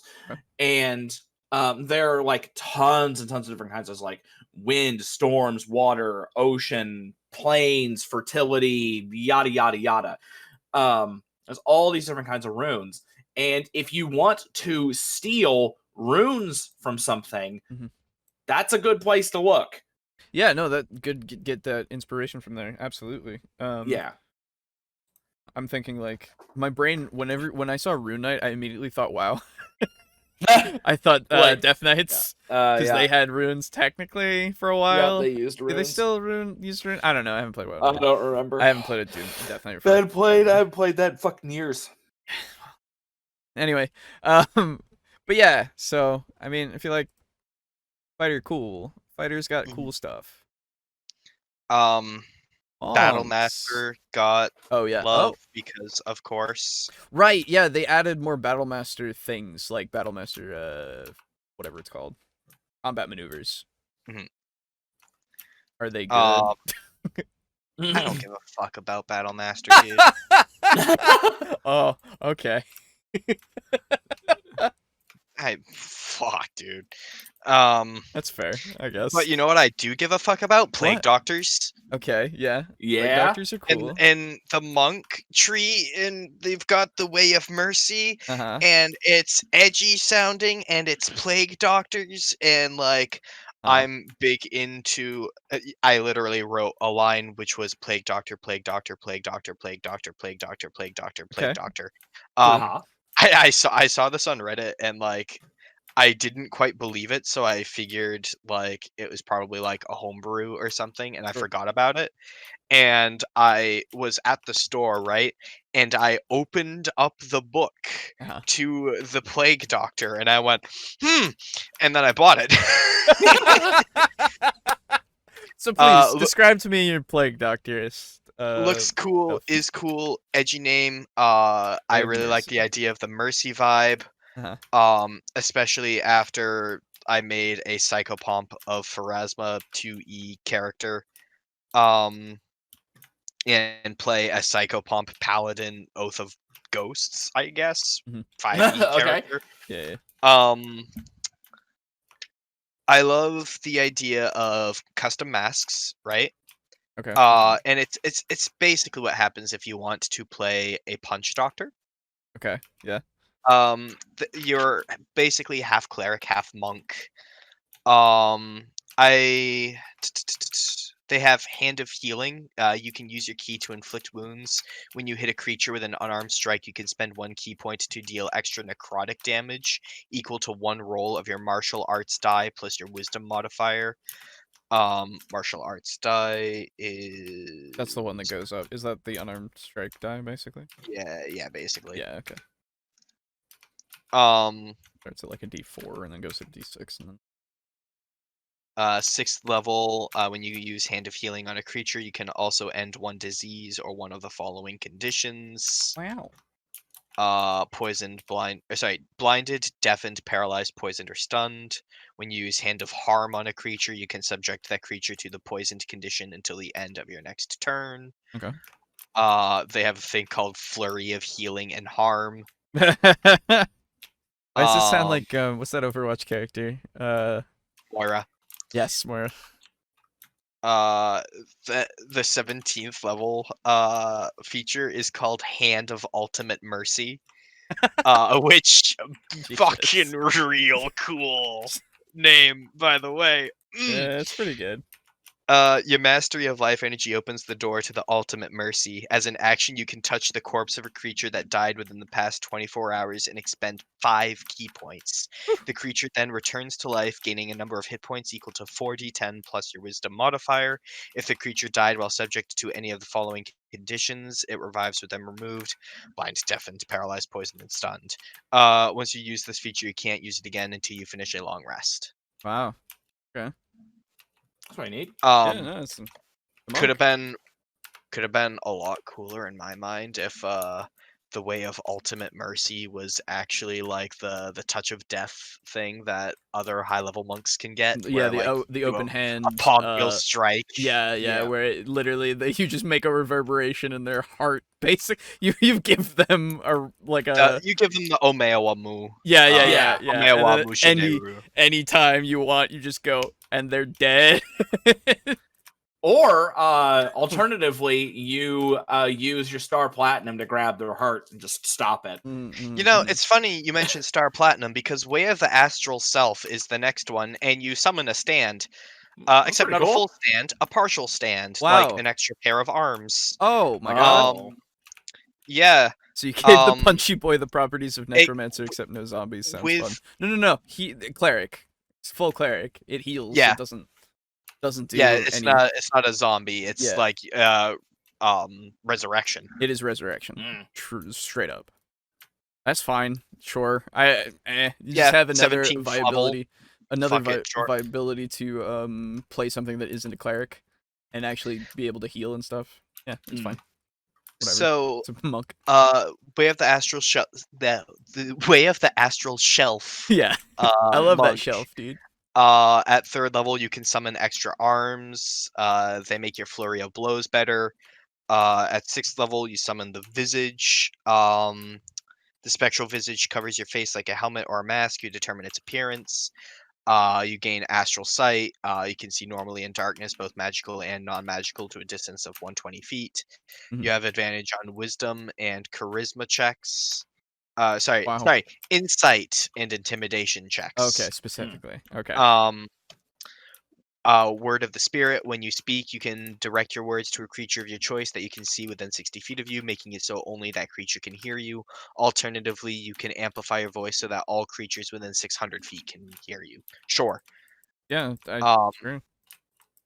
Body of the astral self. When you have both your astral arms and visage summoned, you can cause the body of your astral self to appear. No action required. This spectral, that's at 11th level, by the way. Sure. The spectral body covers your physical form like a suit of armor. Connecting with the arms and visage, you determine its appearance. While the spectral body is present, you gain the following effects. Deflect energy. When you take certain elemental, actually most elemental damages, you can use your reaction to deflect it. When you do so, the damage you take is reduced by 1d10 plus your wisdom modifier. It's like how monks can catch arrows, but for magic. Yeah. Wow. Empowered arms. Once on each of your turns, when you hit a target with the arms of the astral self, you can deal extra damage to the target equal to your martial arts die. So it's another buff for your arms. Yeah. At 17th level, Awakened Astral Self. Your connection to your astral self is complete, allowing you to unleash its full potential. As a bonus action, you can spend 5 key points to summon arms, visage, and body of your astral self and awaken it for 10 minutes. This awakening ends early if you are incapacitated or die. Okay. While your astral self is awakened, you gain the following benefits, and they're not really that great. You gain a +2 bonus to armor class. Yeah. When you use the extra attack feature to attack twice, you can instead attack 3 times if all the attacks made are with your astral arms. Which, let's be honest, why would you ever not attack with your astral arms? I was gonna say, there's no more attacking with and my those are stupid your baby 2 arms. benefits. Oh, At well, 17th level. To be fair as well, though, I feel like, can you still channel your ki through those? In the sense I of believe so, using... yes. Yeah, okay, so it's not just spectral arms. Yeah. You can use your wisdom modifier in place of your strength modifier when making strength checks and strength saving throws. Makes sense. Okay, yeah. You can use the spectral arms to make unarmed strikes. When you make an unarmed strike with the arms on your turn, oh yeah, this was the real good part. Your reach for it is 5 feet greater than normal. Okay. Which I've kind of been wanting a reach monk for a while that you don't have to use a bugbear for. So yeah, you wouldn't, or you don't be a kensei. The unarmed strikes you make with the arms can use your wisdom modifier in place of your strength or dex modifier for the attack and damage rolls, and their damage type is force. Yeah, I mean, it's I monks are fine. Like, monks are a thing. Yeah. I don't really. They're already really strong in my book, and I just like I see they've everything been strong forever. Yeah, yeah. They're always going to be strong. There's no way they're not going to be strong. Like, yeah, right. Because people just love punching people. Hey, that's cool. It is cool. It's just yeah. It reminds me of the stand user that Brogan and I half made in the campaign where I wound up playing a muscle wizard. What anime are we recreating this time with the monk? All of them? Yeah, pretty much. All of them. Yeah. Today we have a mixture of the Thousand Armed Bodavista from Hunter x Hunter and Discount Monkey D. Luffy. Yeah. Christ. Fine. It's fine. Fine. Yeah. Paladin, I had no real thoughts on. They all seem kind of... Oath of Glory, Oath of the Watchers. Yeah, I remember looking at Oath of Watchers back when it was UA and going, that's cool. Oh, and Sacred Oath reprint. Oh, no, that's Oath of Glory. Okay, never mind. Yeah, I mean... Nothing groundbreaking. Yeah, I was going to say, it's Paladins, right? There's not much to say about Paladins, I would say. Which is a shame, because Paladins are cool. Yeah, no, Paladins are sweet, and they can do shit tons of damage and shit, and like it's awesome, but there's not much to say about them outside of like what they all do, which is the smiting. The smiting is their thing. Moving on to Rangers, I'm happy to see Favored Foe is a thing again. Oh. Cool. It's still not as good as it is in like 3.5. Sure. Yeah, because they can't have Rangers be good. Never again. Favorite foe isn't bad. It's just like favorite foe. No. I'm not saying it is. I'm just saying that like they will forever continue to fuck over Rangers in these newer editions. Yeah. Yeah. It's a damn shame because Rangers are awesome. As far as I remember, there is like these optional things you can take instead of like because favorite foe is an optional thing instead of favorite enemy, right? What's the difference? Favorite enemy. What is favorite enemy? I don't know. It doesn't say on this. Hidden. Favorite foe. Or yeah, sorry, favorite foe. When you hit a creature with an attack roll, you can call on your mystical bond with nature to mark the target as your favorite enemy for 1 minute or until you lose concentration as if you were concentrating on a spell. First time on each of your turns that you hit the favorite enemy and deal damage to it, including when you mark it, you can increase that damage by 1d4. You can use this creature to mark a favorite enemy a number of times equal to your proficiency bonus, and you can gain all expended uses when you finish a long rest. The feature's extra damage increases when you reach certain levels in this class to 1d6 at 6th level and 1d8 at 14th level. Basically it's Hunter's Mark, but a little bit dumb. But yeah. And then you can also put a Hunter's Mark on it. No, concentration. Never mind. Can't. Yes. Okay. Good. Yeah. Yeah, that's fine. I mean, Also, I just realized I was talking about Swarmkeeper Druid when I meant Swarmkeeper Ranger earlier. But like, Oh, yeah, that's right. Yeah. Anyway. That may have been why you were unfamiliar with it. Yep. Yeah. That makes sense. My brain. Happy to see them be a thing. Yay. Yeah, they swarm. How about rogues, guys? But they said something about Beastmasters. You get a primal companion. Who gives a shit? What? They made the companions better. No one cares about Beastmaster Ranger, dude. What? Fuck it. Oh. Okay. All right. I want to talk about how fucked up rogues are. Oh, are they fucked up in the sense of they're really good now? Yeah. Phantom and Soul Knife, huh? All right. Soul Knife is psionic. Woo! Don't get me wrong. Yeah. I think both ideas are really cool. I've had them sort of like bouncing around for similar things. Like for instance, my paladin, the reason why I call him Oath of Ghosts is because he's basically a phantom. He collects souls from people and things and uses them for his smites and his spells. And I'm reading just what this says. Yeah. Rogue forged a bond with various spirits of the dead to get new proficiencies, deal sneak attack damage to multiple creatures, or even capture the essence of a dying creature in the form of a soul trinket.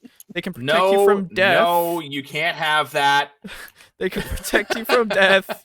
You allow you to deal more damage or even question the spirit inside the trinket for information. Oh my god. Yeah. As the Phantom masters their relationship with death, they gain the ability to assume a spectral form, which can fly, move through others like a ghost, and has protection from attacks. Oh. It also gets them a free 3-layer cake and a blowjob. Yeah. And Death's Friend at 17th level, that Wails from the Grave is basically when you deal sneak attack damage to someone, you can cause that sneak attack damage to attack someone else. At 17th level, you can also deal that necrotic damage to both the first and the second creature, meaning that it is double sneak attack damage on the first person and regular, like, who gives a shit, sneak attack damage like all the other subclasses get to the second one. Oh. So a soul harvesting kleptomaniac that can recreate Danny Phantom and say no to death sounds fun. At the end of a long rest, a soul trinket appears in your hand if you don't have any soul trinkets, as the spirits of the dead are drawn to you. Oh, okay, so you just get one every time. So I throw this one away, I get a new one, huh? Neat. What the fuck, man? It's so weird. Rogues. Jesus. Okay. No. Oh, Forrest, also... no, you can't have any of this. Oh, fuck no, dude. I don't want any of it. It's not Good. my flavor. Not my flavor. This time. By the way, I think I have found a feat that's as bad as True Shot. True Strike? True Strike.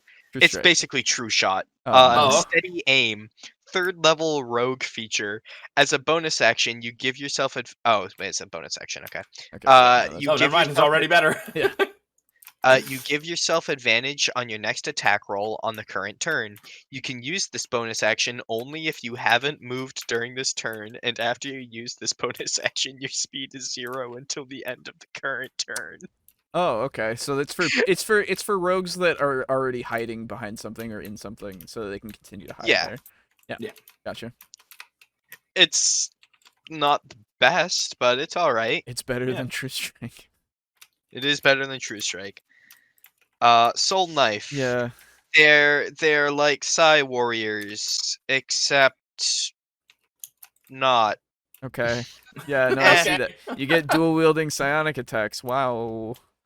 Yeah, the cool part is Psychic Whispers. You can establish telepathic communications between yourself and others. That's cool. That's neat. As an action, choose one or more creatures that you can see up to a number of creatures equal to your proficiency bonus, and then roll 1 psionic energy die. For a number of hours equal to the number rolled, the chosen creatures can speak telepathically with you, and you can speak telepathically with them. That's to really send cool. or receive a message, no action required. You and the other creature must be within 1 mile of each other. A creature can't use this telepathy if it can't speak any languages, and a creature can end the telepathic connection at any time, no action required. You and the creature don't need to speak a common language to understand each other. Ooh. Wow. Okay. It's basically being a Kalashtar, except you have to spend resources on it. Yeah. It's just one of those things where it's like, yeah, it's not too bad, I guess. It's just like you establish It's it with good flavor, good role play. It's good for the party, definitely, and like you can interrogate a guy with it, I guess. Although they can end it at any time, so your mileage may vary with that. So yeah, actually that's fine. Yeah, they basically summon punch daggers out of Yeah. psionic energy, and they stab you with it. They're they can also, so long as they have like 2 empty hands, they can summon a psionic blade in one hand, snap it off with the second, and throw it, and a new one will form. Yeah.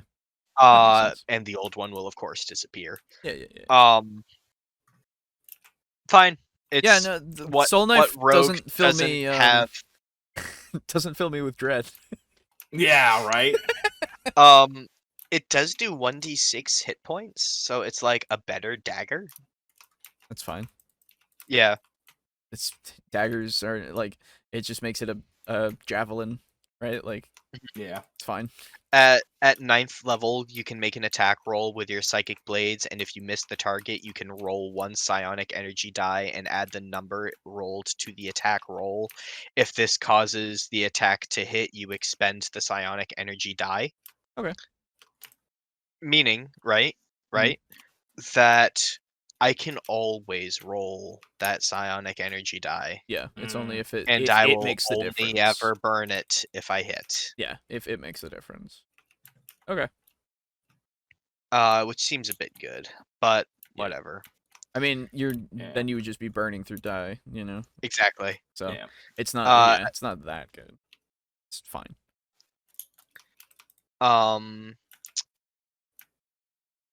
As a bonus action, you can manifest one of your psychic blades, expend 1 psionic energy die and roll it, and throw the blade at an unoccupied space you can see, up to a number of feet away equal to 10 times the number rolled. You then teleport to that space, and the blade vanishes. Always with that shit. Every time. I like it. Fuck you. Huh? I said I like it. Fuck you. Yeah, I know you'll like it. Of course you like it, but also like, sure, it's fine. This is at 9th level. Okay, that's fair. It's whatever. That's fine. Psychic Veil at 13th level. but as an action, you can magically become invisible along with anything you are wearing or carrying for 1 hour or until you dismiss the effect. Sure. The invisibility ends immediately after you take damage, or sorry, after you deal damage to a creature or you force a creature to make a saving throw. Yep. Standard invisibility stuff. Yeah, 1 hour, but no concentration. Oh, it doesn't have concentration? Doesn't mention it. So it's greater invisibility. Yes. Huh. But at 13th level. Actually, no, it's not greater invisibility. It is still invisibility. It's just better invisibility. Greater allows you to attack. So greater, things. It's better. No, yeah, greater allows you to attack things and keep it. Yeah. So yeah. Now, see, here's the thing, though, right? Once you use this feature, you can't do so again until you finish a long rest, unless you expend a psionic energy die to use this feature again, Sure. which means it's free. Yeah. And then you can spend die to have it be usable again. Mm-hmm. Yeah. 17th level, you can sweep your psychic blades directly through a creature's mind. When you use your psychic blades to deal sneak attack damage to a creature, you can force a target to make a wisdom saving throw equal to, I'm sure we all know how to calculate this by now. Mm-hmm. If the save fails, the target is stunned for 1 minute. If the stunned target can repeat the saving throw at the end of each of its turns, ending the effect on itself on a success. Once you use this feature, you can't do so again until blah, blah, blah, energy dice. Yeah, it's a different way to do Stunning Strike. Okay. Stunning Strike, but only at 17th level. Yeah, it's better that it's far later, I would say. This sort of reminds me of a Warlock subclass I wanted to make. I had an idea for an Eldritch Blast that would become like a physical weapon that they could wield. So kind of like Hexblade. Yeah. And I was initially thinking it would do something like maybe like negate armor a little bit, as like most of the spell itself would just kind of phase through physical armor. And then also left no wound, and then I threw the idea out because it wound up being too OP. Yeah, I was gonna say, just from that I was like, man, that's Too bad he didn't write the Oh no, it was gonna scale. Like it wasn't gonna have that at like level 1. No, fuck that. Right, yeah. I know. I'm not giving like having a +2 or a +1 weapon at level 1. Fuck that. Right, yeah. Too bad he didn't write the Wild Magic Barbarian. Yeah, they would have taken it. Yeah. Just publish that shit. Where's Wild Magic Rogue, where you roll a d4 and it's you're invisible for 1 hour, or on a 2 you're invisible for 2 hours, on a d3. Why can't we just play as Wild Magic? Right, like why is it wild? Why don't we just control it like right? What makes if it's so wild, why can't I control it? Yeah, hits blunt. Have you ever thought about like controlling wild magic? Fuck off. Oh god. It's fine. No. Dude, frankly, I would actually like to see a wild magic druid where what they transform into is random. That would be neat, actually. Yeah, that'd be cool. Sometimes you just become a tree. Wow. Yeah, dude. Now I'm a tree. Huh. You become a whole shelf of potted plants.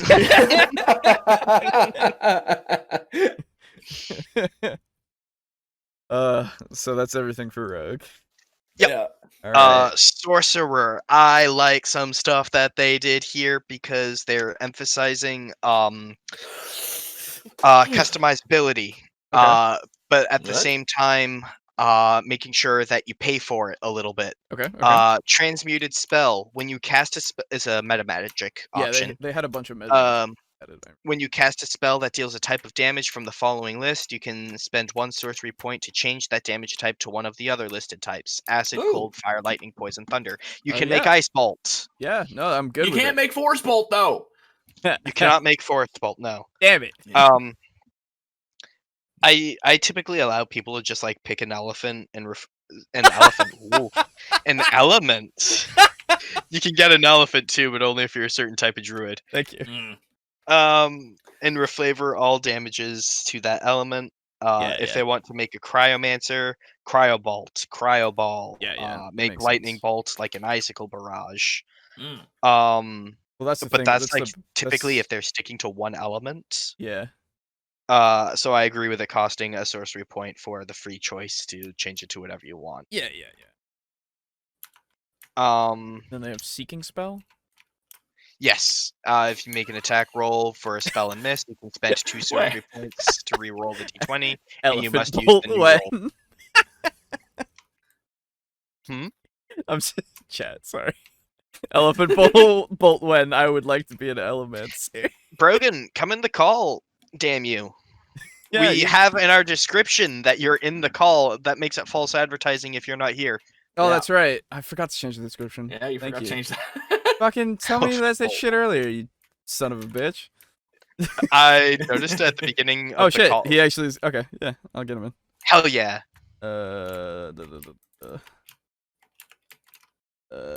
Oh, he can be in both, Pizza Funk. Don't be greedy. We're all technically in the call and the chat. Yeah. I don't think that's... Yeah, that's not showing. Actually, let me share that. I can't. Okay. Oh, it's fine. Brogan doesn't need a profile picture. Yeah. He hasn't earned one. Yeah, I'm sure. I'll just get him out of here when he's done. Hey, I'm here. Welcome back. Welcome. Now I can actually put you in the... I can put my original fucking thumbnail and shit. Wow. Yay. Anyway. Everyone, welcome Nonat1s, a personal friend, a friend of the show. Yeah. He makes really, really good Pathfinder content for you guys to review. He already reviewed Tasha's. Yeah, he did. Except from a Pathfinder perspective. Wait. Did you say Tasha's? Tasha's, whatever. Good. Actually, we've only gotten through Paladin on mine, so everything else is new to me. Oh, cool. Okay. Mm-hmm. Yeah, we're just kind of going through. You going top to bottom, basically? Yeah. Yep. Cool. Sorcerer. Do you have anything that you would like to note from before? If I'm just looking at the thing here, customizable origin is fine. Lets rules as written groups actually use this without being like, oh, that's homebrew. Yep. Artificer is fine, except for the armorer, which I hate with a passion. I like its idea. I think it's too memey. Too much like, oh, I'm Iron Man. Literally. Yep. Battlesmith is cool. Alchemist is neat. That was my exact note as well. Barbarian Path of the Beast has too much control over their choices. Sorry, Path of Wild Magic is too much control over their choices. Yep. Slightly agree with the Beast. I kind of wish it was random which thing you got from the Beast. It would make it less viable, but it would make it kind of cooler. Every time you rage, you got a different transformation. Oh yeah, I was just saying like it's a cool character, but I like the idea of having a thematic character like this is my Wolfman. Yeah, and I was because just saying, I'm playing not a furry TM. And I was just saying that it's just like it's basically you're just a shifter, but not. Yeah, bards are fine. Clerics are super strong. Druids really cool. So far from what I've read through, druids win Tasha's. I know they're mostly reprints, but they were the first I've seen of them. I would say sorcerers do. I haven't read Sorcerer, so I won't be fully there, but... Fighters are really cool. Psy Warrior is not busted, which I appreciate. Yep. So much Battlemaster support. Holy crap. Yeah. Monks are neat. I don't really understand why they're Plague Doctors. Nothing they do is Plague Doctor-ish. Aside from if you have a knife and you heal with your knife attacks. But, yeah.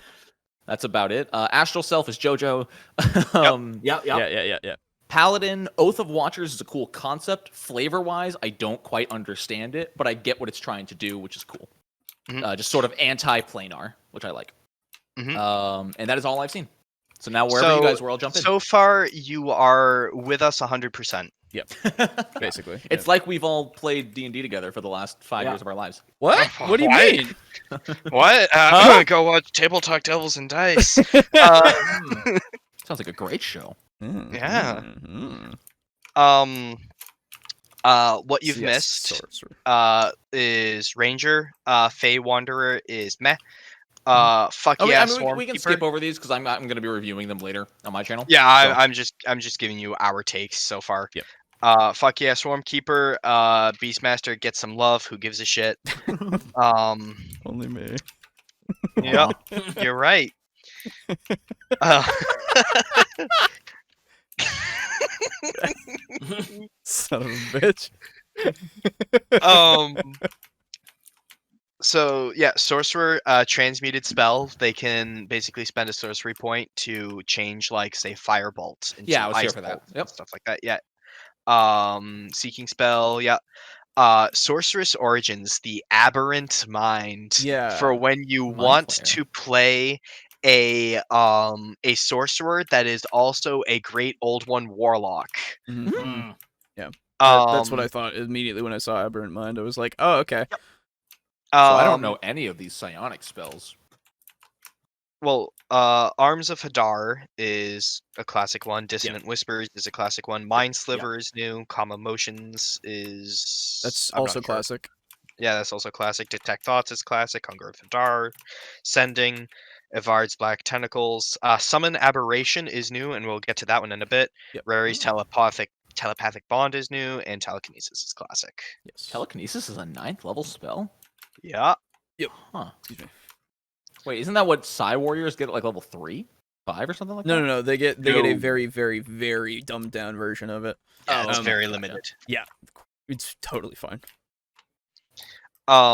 So the Aberrant Mind sorcerer is basically either like you were implanted with a mind flare tadpole, but the Ceramorphosis never completed and now its psionic power is yours. When you use it, your flesh shines with a strange mucus. Yummy.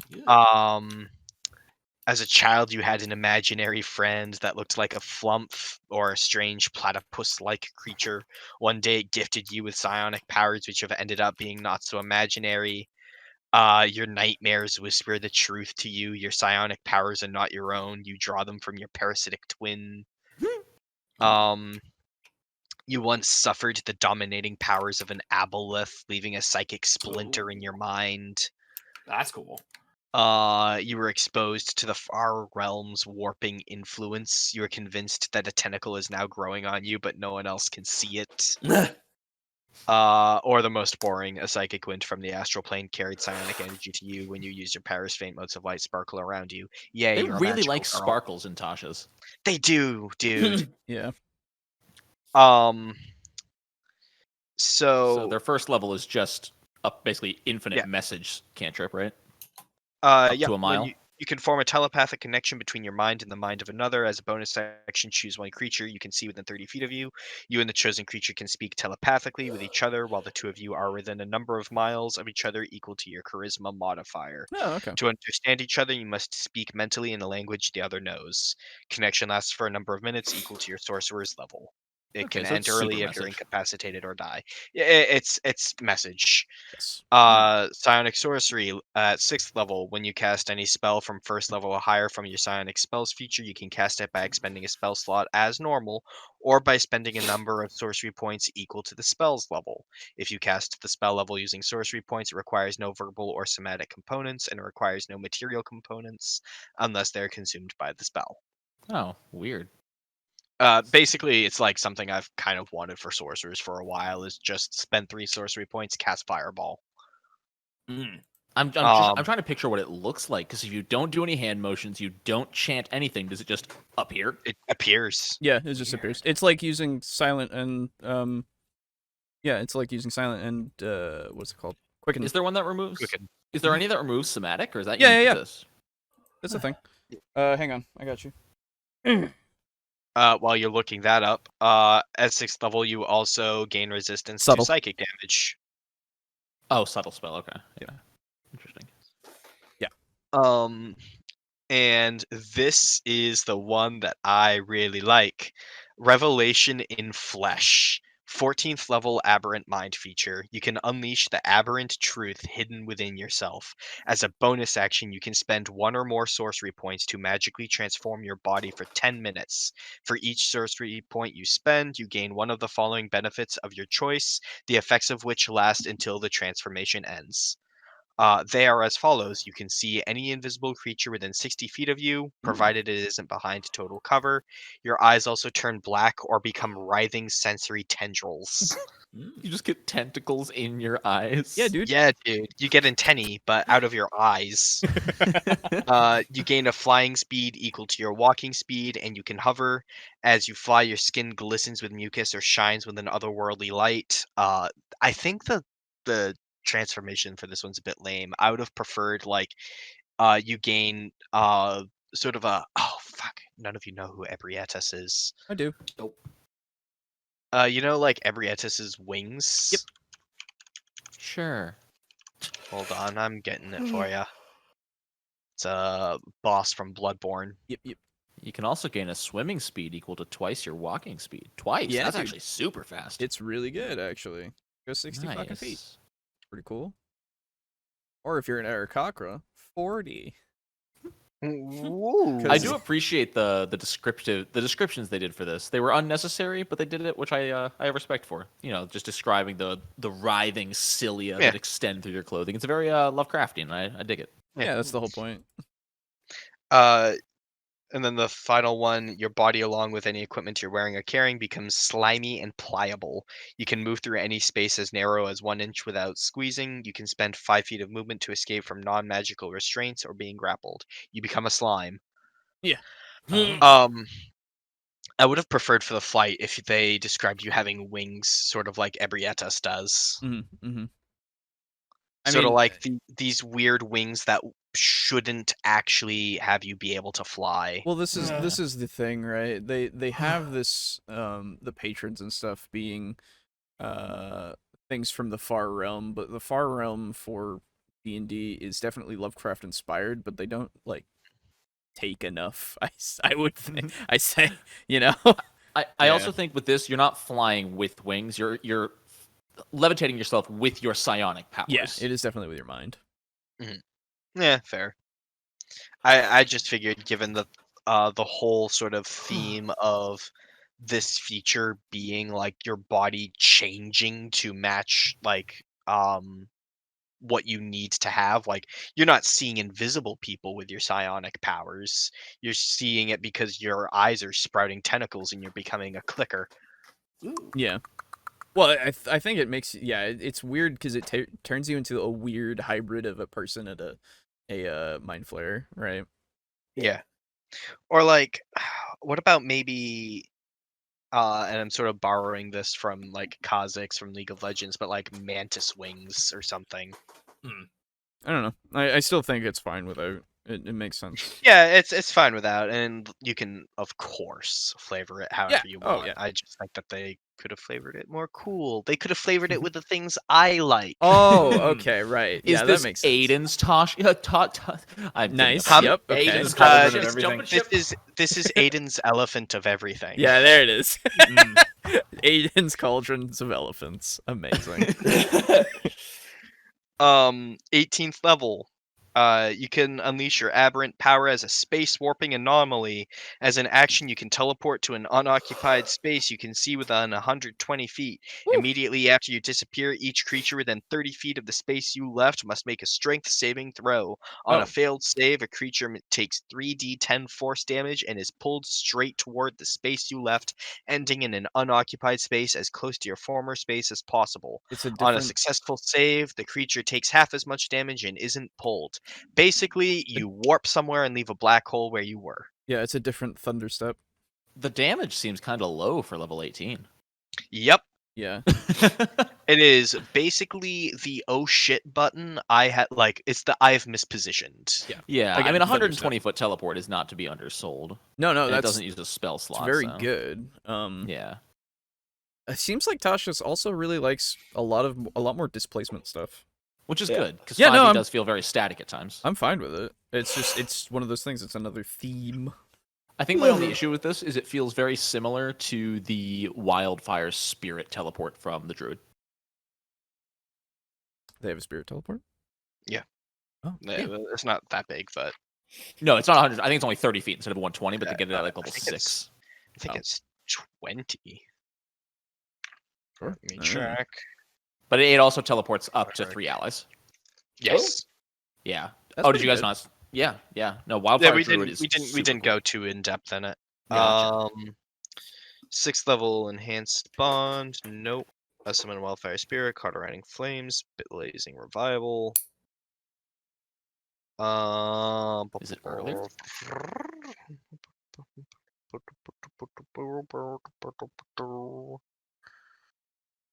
Nice. It's not second. Let's see. Someone It's just, pull up. it's so you get it at level 2 when you take the order. Fiery teleportation. The spirit and each willing creature of each, so there's no limit, up to within 5 feet of it, teleport up to 15 feet to unoccupied spaces you can see. Then each creature within 5 feet of the space that the spirit left must succeed a dex save or take 1d6 plus proficiency fire damage. So way weaker, but level 2 instead of 18. So it's a smaller one. It's another man. They reflavored Thunderstep a lot, huh?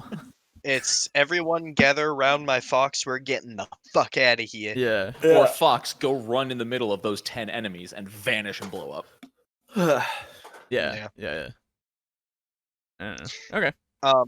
So I ask before all of you today, and I know Alejo, this will fall flat, but okay. If I told you that there was a sorceress origin called Clockwork Soul, what does that mean to you? What does it mean? Yeah, what do you think? Clockwork Soul. What do you think? Honestly, I'm struggling to think about it. Like, so I don't know because I haven't actually read it.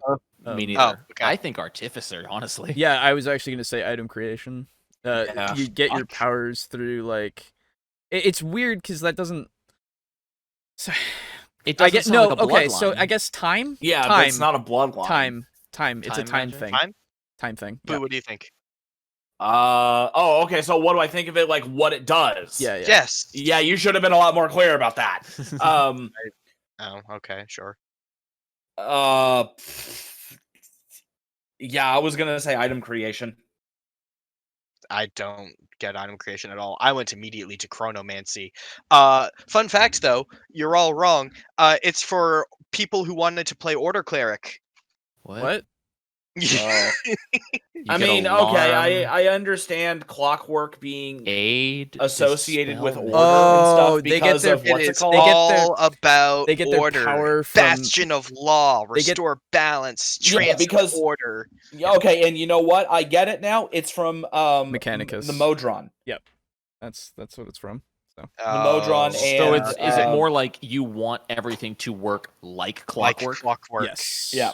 It is literally because no. Yeah, no, the name's terrible. Name bad. It's fine. I probably will never play this because it doesn't have any spells in its expanded list that I find cool. Summon Construct is cool, but I don't want to play till 7th level to use the first spell I want to use. Yeah, no, they're all very much just like light control support, alarm, protection from good and evil, aid, lesser restoration, dispel magic, protection from energy, freedom of movement. 9th level, they get greater restoration and wall of force. Okay, so they're just a cleric. Okay. Yeah. I mean, I guess a support sorcerer is cool, but wouldn't you have already played Divine Soul for that? I was gonna say Divine Soul lets you actually heal people, so I feel like that would be the one that people would play more so. And again, this gives you the sense of manifestations of order are at least cool. What do they do? They're just your source or whatever. Your flavor.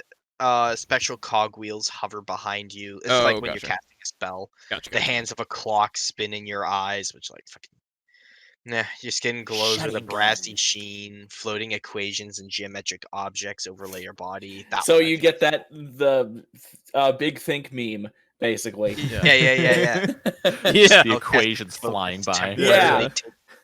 Your spellcasting bonus temporarily takes the form of a tiny clockwork mechanism. The ticking of gears or ringing of a clock can be heard by you and those affected by your magic. Wow. That sounds so annoying. Oh my god, I can hear it ticking away. Amazing. Okay, guys, you know what this is? This is the class that you play if you're hunting down Captain Hook.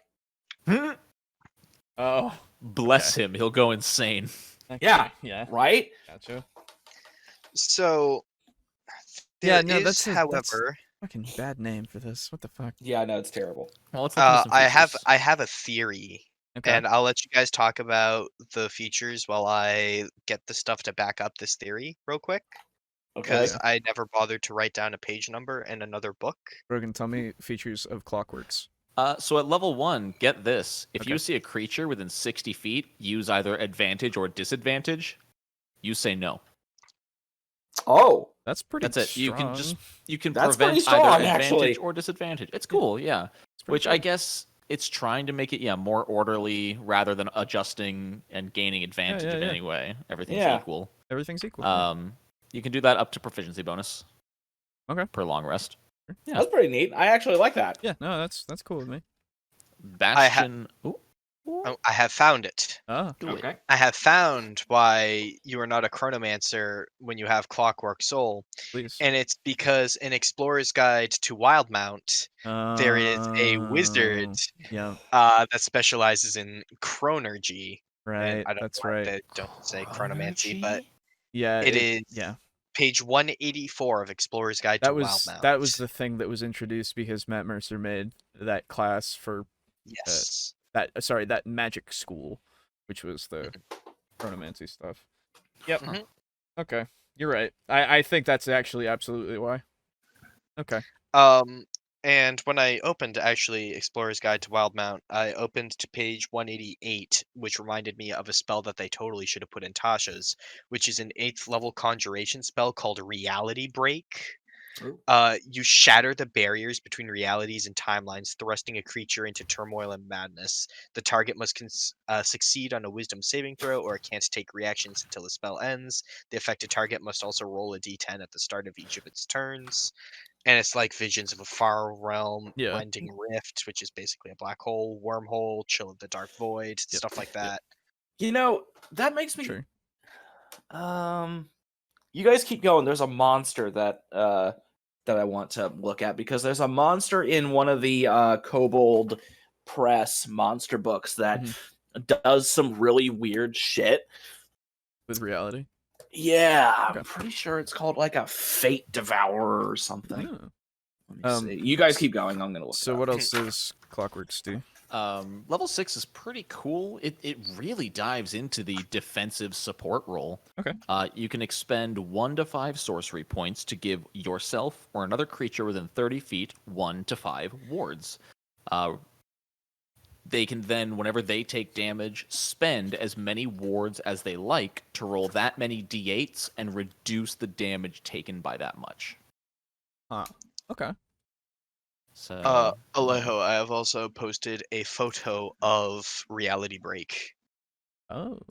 Yeah. But yeah, it's not bad.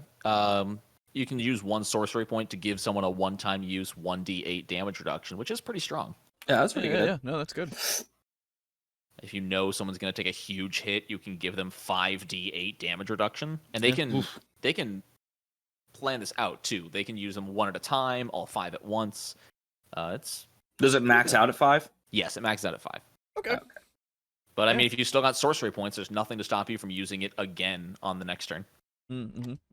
Yeah. I don't know. I don't remember how many sorcery points sorcerers cap at. You get your level. Oh, okay. So it's really one-time use, or two uses of it with 3 points. But yeah. Oh wait, sorry. The ward lasts until you finish a long rest, or until you use this feature again. So you can't stack it on top of itself. If you use it again, the previous wards disappear. Gotcha. Yep. Level 14 gets Trance of Order. You gain the ability to align your consciousness to the endless calculations of Mechanis. Here we have the formulas. What? My brain just shut off in the middle of that sentence. Yeah, I noticed. Yep. I'm waiting for it. As a bonus action, you can enter this state for 1 minute. For the duration, attack rolls against you cannot benefit from advantage, and whenever you attack, make an ability check or a saving throw, you cannot roll lower than a 10. Wow. Okay. So Libra, neat. Yeah. Perfectly balanced, as all things should be.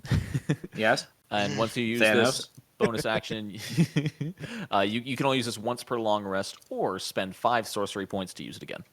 Okay. Which, honestly, 1 minute I've always considered is basically one full encounter, typically. Yeah, usually. So that's not bad. I'm trying to think if a spell attack roll as a 10 would usually hit or not in 5e. Well, so is it like base 10 and then you add, or can you? Yes, you treat a roll of 9 or lower as a 10. So yeah, most of the time it depends on how much your spell casting, like your spell attack modifier is, which at level 1 it's like plus, if you have max in your stat, then you have +4, so it's a 16. This is level 14.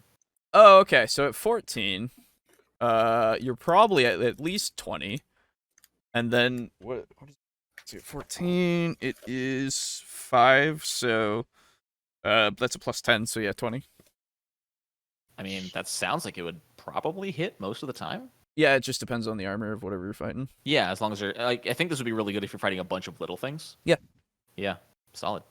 And then 18 is Clockwork Cavalcade. You summon spirits of order to expunge disorder around you. As an action, summon the spirits in a 30-foot cube originating from you.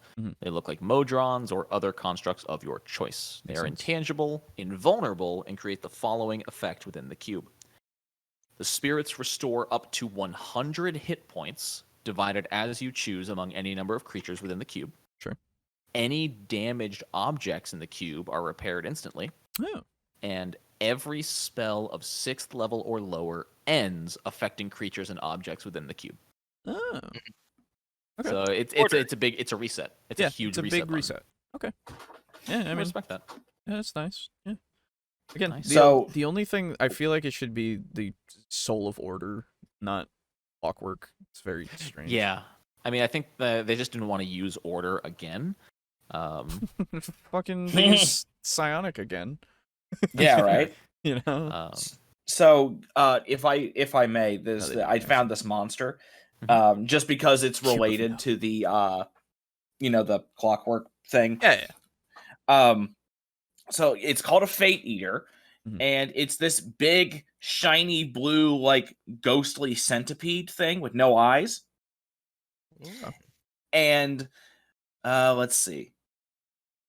There are two major things that this thing does that are really neat, and that the Clockwork thing made me think of it. So it's visionary flesh. That's one of the things that it has. Eating the flesh of a Fate Eater requires a DC 15 Constitution saving throw, and if you're successful, the Eater gains a divination spell. So if you eat it, you actually learn something about like the past and the future, because they're all about like eating the threads of fate. Okay. It's really weird. And then the other one is Spectral Bite. Whenever a Fate Eater scores a critical hit against a target, it damages not only the creature, but also the threads of its fate, changing the character's past or future. The target must roll 1d6 on the chart below for each critical hit that isn't negated by a successful DC 15 Charisma saving throw. And so there are some of these things that are like actually permanent. One is seeing the alternates. You suffer the effects of a confusion spell for 1d4 rounds, which isn't really that big of a deal. 2 is untied from the loom. The character's speed is randomized for 4 rounds. Roll 3d20 at the start of each character's turns to determine his or her speed for that round. Yeah, so it's just kind of goofy. Shifting memories. Permanently lose proficiency in a random proficient skill and gain proficiency in a random unproficient skill. Oh, I like that. Oh, that's neat. Yeah. Okay. Not so fast. Number 4. Lose the use of one class ability chosen at random. Oh, that could fuck you over real bad. Well, hang on. Lost potential. Lose 1 point from one randomly chosen ability score. Oh. And then took the lesser path. The character's current hit point total becomes his or her maximum, or hit point maximum. Oh, so, and below the chart, it says effects 3 to 6. So, shifting memories, not so fast, lost potential, and took the lesser path. are permanent unless the character makes a successful charisma saving throw. The saving throw is repeated after every long rest, but the DC increases by 1 after every long rest as the character becomes more and more entrenched in this new destiny. That is really cool. I like Otherwise, these new fates can be undone by nothing short of a wish spell or comparable magic. Makes sense. So it's really, really interesting how you can have these where you have this thing show up and it bites the character, gets a crit, and it severs the fates of its threat, or threads of its fate, sorry. And it fucking permanently fucks up their destiny, which is super cool. Yeah. I really like the clockwork thing made me think of that because it was similar kind of. I definitely like the ones that change fate rather than making it strictly negative, like the one that swaps your skill proficiencies. Yeah. Those ones are really cool. So it changed your past. Exactly. So it's not inherently negative. Like as a GM, I could use that against my player, and then if it goes off, I don't feel like a jerk for making their character inherently worse. But I mean, even if that happens, even if you get the really unlucky one where they roll like lose a class ability, they still have the ability to make a DC charisma. I mean, a charisma saving throw to negate it. It's honestly. But this is D&D. Don't they have to keep rolling it? If they succeed once, it goes away. Yeah, if they succeed once, it goes away. But the more you fail it, the harder it gets to actually get rid of it. So you could install like a limit on that if you wanted. That's true. Yeah, I was gonna say there's easy ways to make it so that it's not like super annoying. Yeah. But it's just a really cool concept where you're fucking with the character's past and future. Because honestly, to me, it just reminds me of Call of Cthulhu, where you're able to fuck with people's sanity and shit. Yeah. I love sanity, dude. Sanity good. Yeah. Anyway, shall we on to the next? Warlock, yes. Ooh, I don't actually know a lot about Warlocks in 5e. I've never played one. So they've made a support Warlock. Which one is that? With the power of the talisman. It's a pact boon. Okay.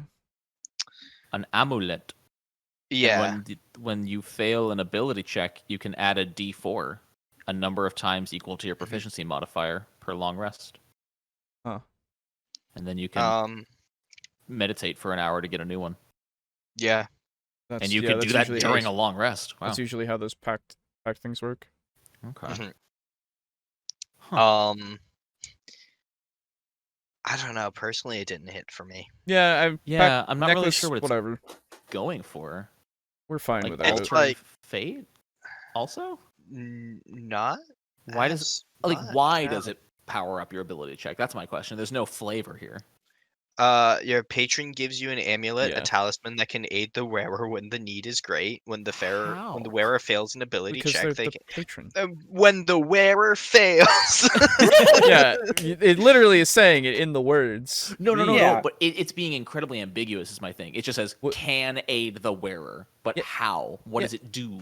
Okay, so you gotta think. Maybe it has. It helps. It is a magic. It is a magic amulet that has been bestowed upon you by a great power that is divine, demonic, but it's fucking great, like in the sense of it is on par with demigods, basically, or gods. I'm not wondering how, how does it do this? My question is, what does it do to make this happen, like in-game flavor-wise? Like, what makes your athletics? Okay, it helps. Brogan, just flavor it yourself. I am saying the word "it helps," and you are missing my bit.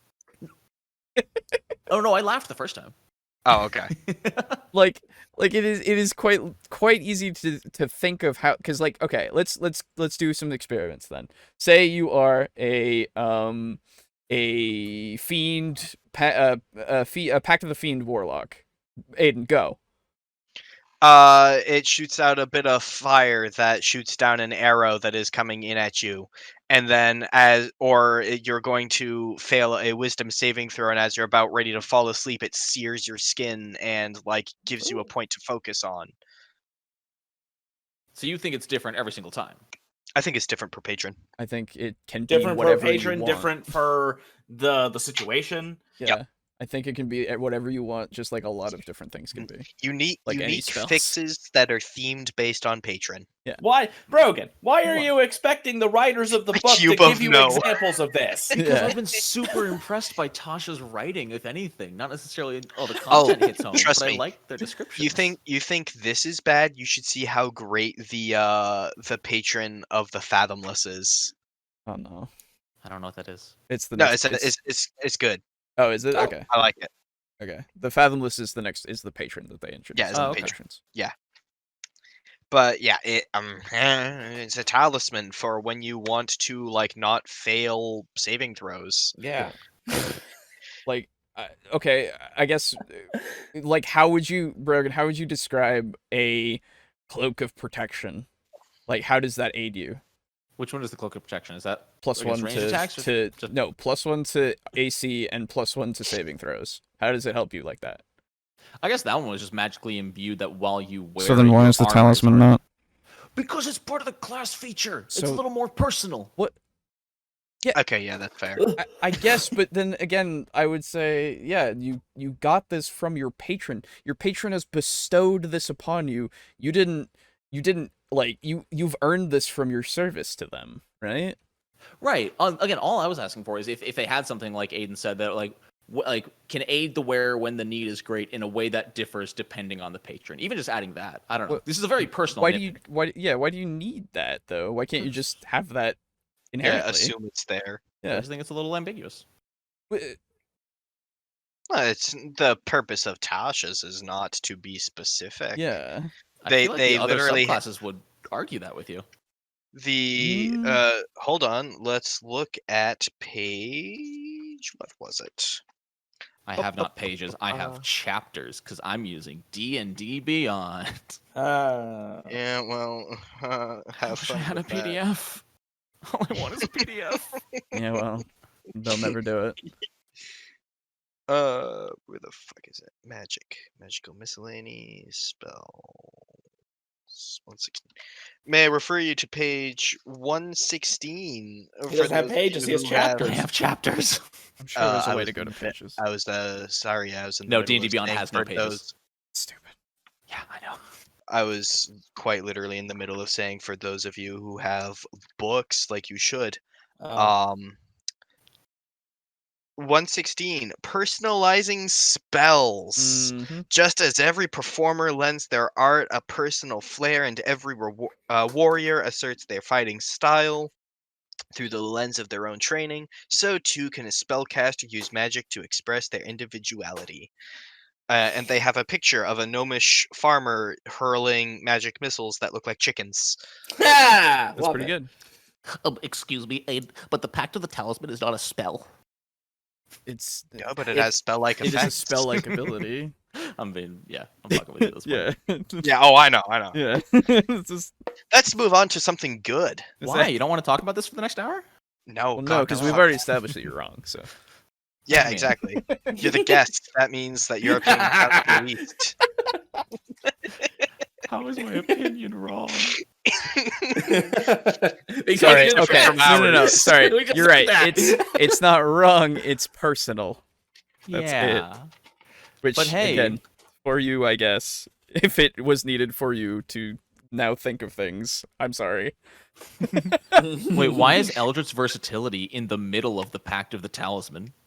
Fucking. It goes 3rd level Pact of the Talisman, then Eldritch Versatility, then 12th level Pact of the Talisman. Wait, what? Oh, it's because they're new invocations. yeah, that yes, are only... yeah. Okay. Okay. And I find it funny that the only one that they add for the invocation is that Bond of the Talisman for 12th level. Meanwhile, they have an Eldritch Mind, which has no prerequisite, Far Scribe, which has Pact of the Tome, Gift of the Protectors, which is Pact of the Tome, Gift of Chainmaster, which is Pact of the Chain. Oh, sorry, they do have a 7th level Pact of Talisman. And another Pact of Talisman and after another that. Pact of Talisman, and then another one which is just 5th level Warlock. So, like, even in the book where they introduce Pact of the Talisman, it's not getting the most love. They're just like, here's 3 Pact of the Talisman and like 2 Pact of the Tome, 1 Pact of the Chain, and a couple things you can just have in general. Okay, Ooh. well, hey. Ooh, that's a cool thing. That's actually some cool versatility I didn't think of when I first read it. You can give your amulet to other people, and they can use it. And you can teleport to them. Yeah, I see that with the Bond of the Talisman. That's cool. I like that. Anyway, though, otherworldly patron, the Fathomless. You have plunged into a pact with the deeps, an entity of the ocean, the elemental plane of water, or another otherworldly sea now allows you to draw on its thalassic power. Is it merely using you to to learn about terrestrial realms, or does it want you to open the cosmic floodgates and drown the world? Ooh. I legit have mentioning the Martabi again. There is a god that they believe in that no other like religion on the planet acknowledges. And people who worship that god, Nonat1s, he's like a kraken with a million tentacles, and he is a warlock patron. Oh, that's cool. And I like it when anything can really be like a warlock patron that's like super, powerful. Oh, go ahead and finish in. And they have the same spell list as I gave.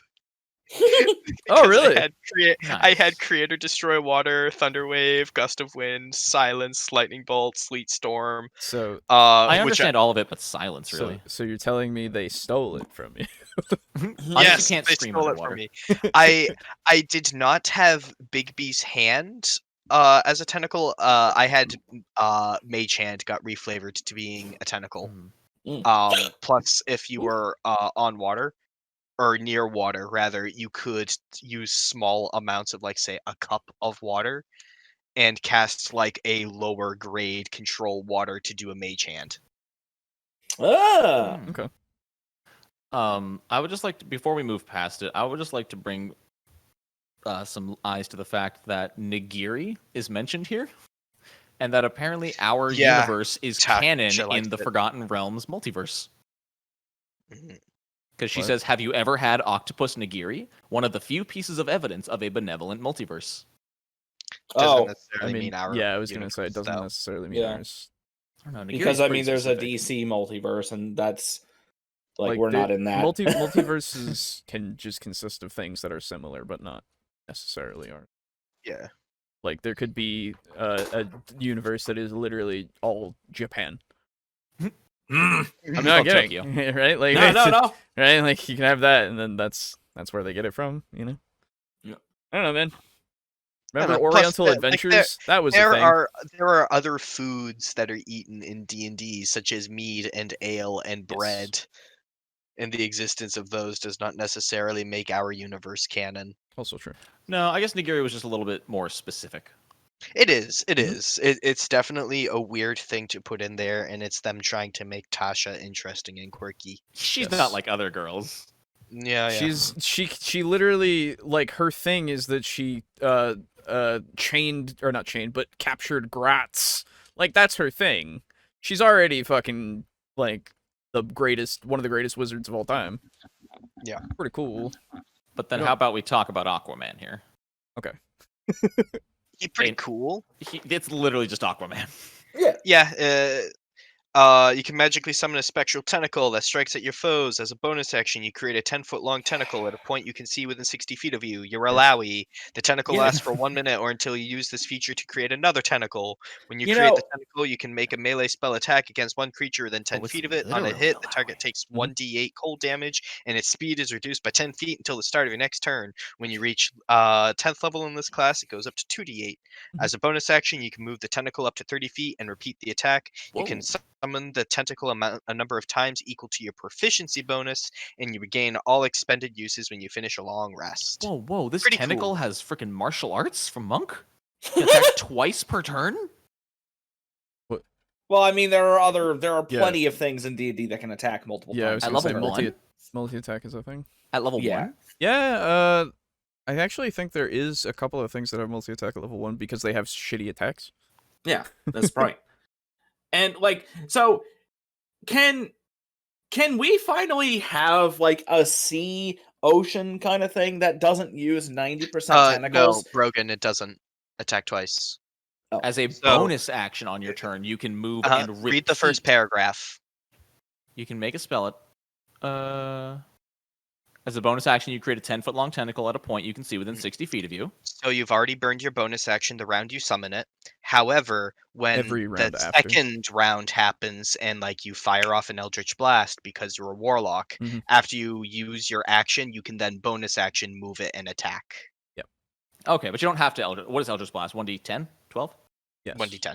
Okay, so it is better than this. But if you need the cold damage, so it can attack twice. Eldritch Blast will be better. But it can attack twice. No, you don't understand. It is attacking when you summon it, and then every turn afterwards, you use your bonus action to make it attack once. Yes. Round 1, you Eldritch Blast and you summon it. It attacks. Yeah. Round 2, I was misunderstanding. You Eldritch Blast, you move it, and it attacks. Yes, exactly. Gotcha. Yeah. Okay. It's fine. Yeah, could we have like ocean-y guys that don't use like a billion tentacles and like instead No. like sharks? Yeah, well, I want to have like an ocean guy who is like who doesn't use tentacles and shit, and instead uses like a sawfish nose. I love what Vortexus said. Vortexus' comment. But don't you know, only octopi exist in the ocean. Tentacles are the only thing the ocean can supply. See, now, here's my problem. Here's why that's bullshit. I want to have an ocean warrior guy who uses like a flail, and the end of the flail is a giant puffer fish or a lionfish. That's what I want. I want to use a guy who has like not boxing gloves, but like gauntlets. But at the end of the gauntlets are shark mouths. Come on. This ain't freaking Phantasy Star. You can make that with a stick, a piece of string, and a pufferfish that owes you a favor. I know.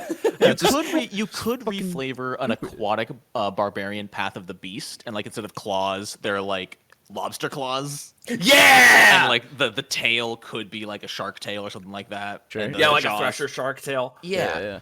You could flavor that. Well, I mean, at that point, then you're just playing a simic hybrid. I don't know what that means. Sure. It's one of the races from Ravnica where they have, they have animal parts grafted onto them. Yeah. Replacing some things. Yeah. It's the whole thing. It's fine. I don't know. Yeah. So what I'm hearing, though, is then if I am to be a barbarian that is like this, that is what you want to be. Yes, I want to be an abomination. Yes. It's like a animated Hulk. Yeah. Go play Total War in the ocean. Go play Total War Warhammer 2 if you want to play a good game. Anyway, at level 6, if you and another creature are fully submerged in water, you can talk to each other no matter what. Cool. You can completely understand each other. That's interesting. I don't fully understand it, but it's cool. Well, it's very limited. It's like using the ocean as like a cerebral network between the two of you. Yeah, true. I can feel what you say through the waves and the kelp. I can talk to fish. Fish.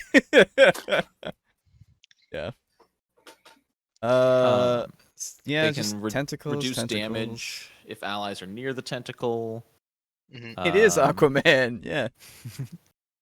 You learn Evard's Black Tentacles. It counts as a Warlock spell for you, but it doesn't count against the number of spells you know. Yep. You can also cast it once without a spell slot, and you regain the ability to do so whenever you finish a long rest. You gain a number of temporary hit points equal to your Warlock level when you cast it. Moreover, damage can't break your concentration on this spell. That's pretty good. Yeah. Only on that spell. Okay. Yes, only on that one. That's fine. Yeah. Okay. And Fathomless Plunge, you can magically open temporary conduits to watery destinations. As an action, you can teleport yourself and up to 5 other willing creatures that you can see within 30 feet of you amid a whirl of tentacles. Tentacles again. You all vanish and then reappear up to 1 mile away in a body of water you've seen. I thought I was going to say body tentacles. Or within 30 feet of it. Each of you appearing in an unoccupied space within 30 feet of the others. Once you use this feature, you can't use it again until you finish a short or long rest. Dude, honestly, I would reflavor that to be you go through the maw of some giant undersea like thing, and you're just going past teeth upon teeth upon teeth, like, and then it's like circling and shit, and I would have Tom Kent's just giving you a ride. Yeah. I was imagining like Fizz's Ultimate, where like water starts pooling around your feet, and then a giant shark maw comes up and swallows you. And then on the other side, you just get thrown up onto the land next to the ocean. Hell yeah! Just About ready to Jonah some bitches. Yeah. See, now why does it have to be a shark? Why couldn't it be a blobfish? Because they're sad. Because they're dead. Why can't it be a basking shark? Why can't it be a whale shark? Why can't an anemone just puncture everybody? Why can't it be insert thing I like? Why can't it be everything? And it should be a giant goldfish. Yeah, that would be pretty good. It should be a koi. I need a mackerel. I need to go through the stomach is my aesthetic of a mackerel.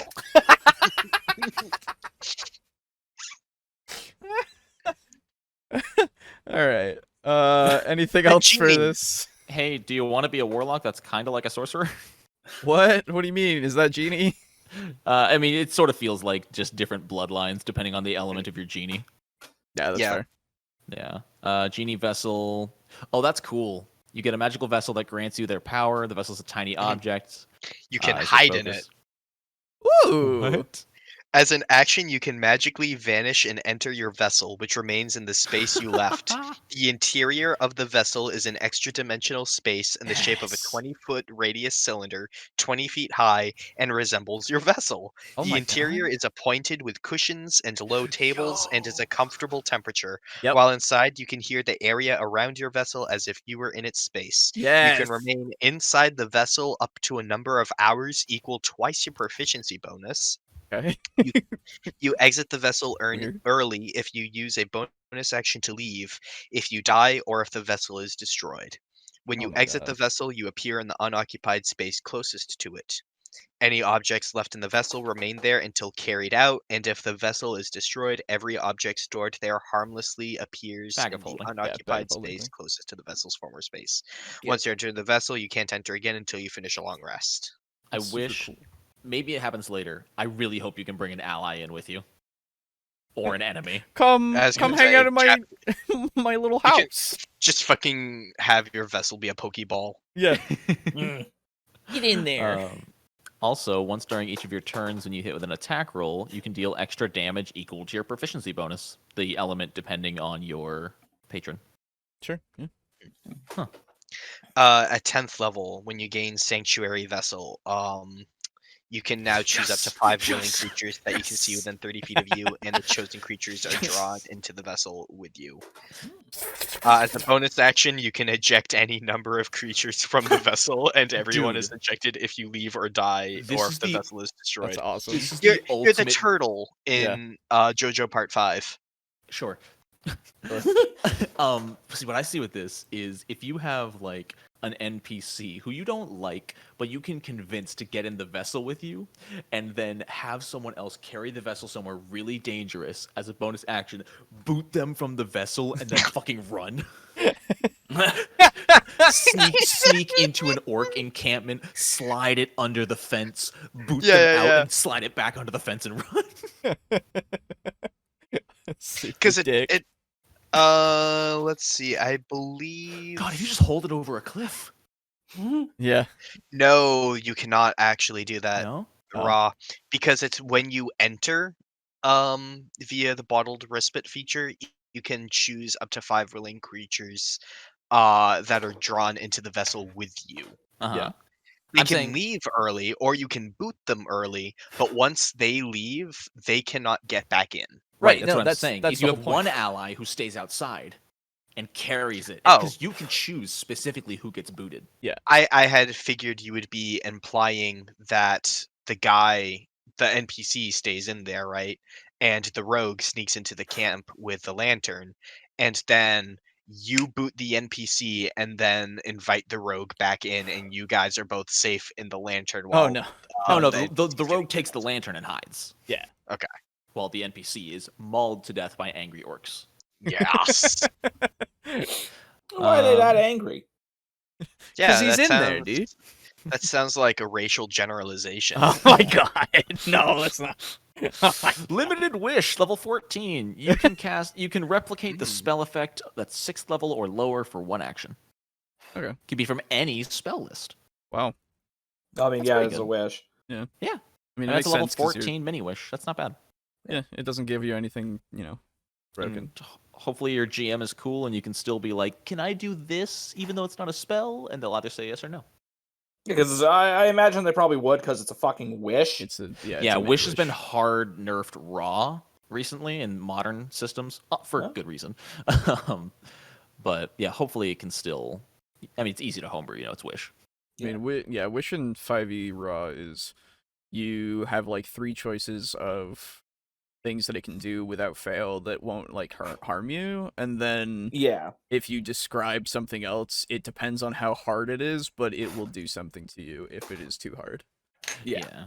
It can still happen, but it'll just like make you like lose the levels or strength or something, or die. Yeah. Pathfinder 2e's Wish is more nerfed. I don't think it has the risky part. Okay, yeah, the GM might allow you to try using Wish to produce greater effects, but doing so might be dangerous or only have part of the effect.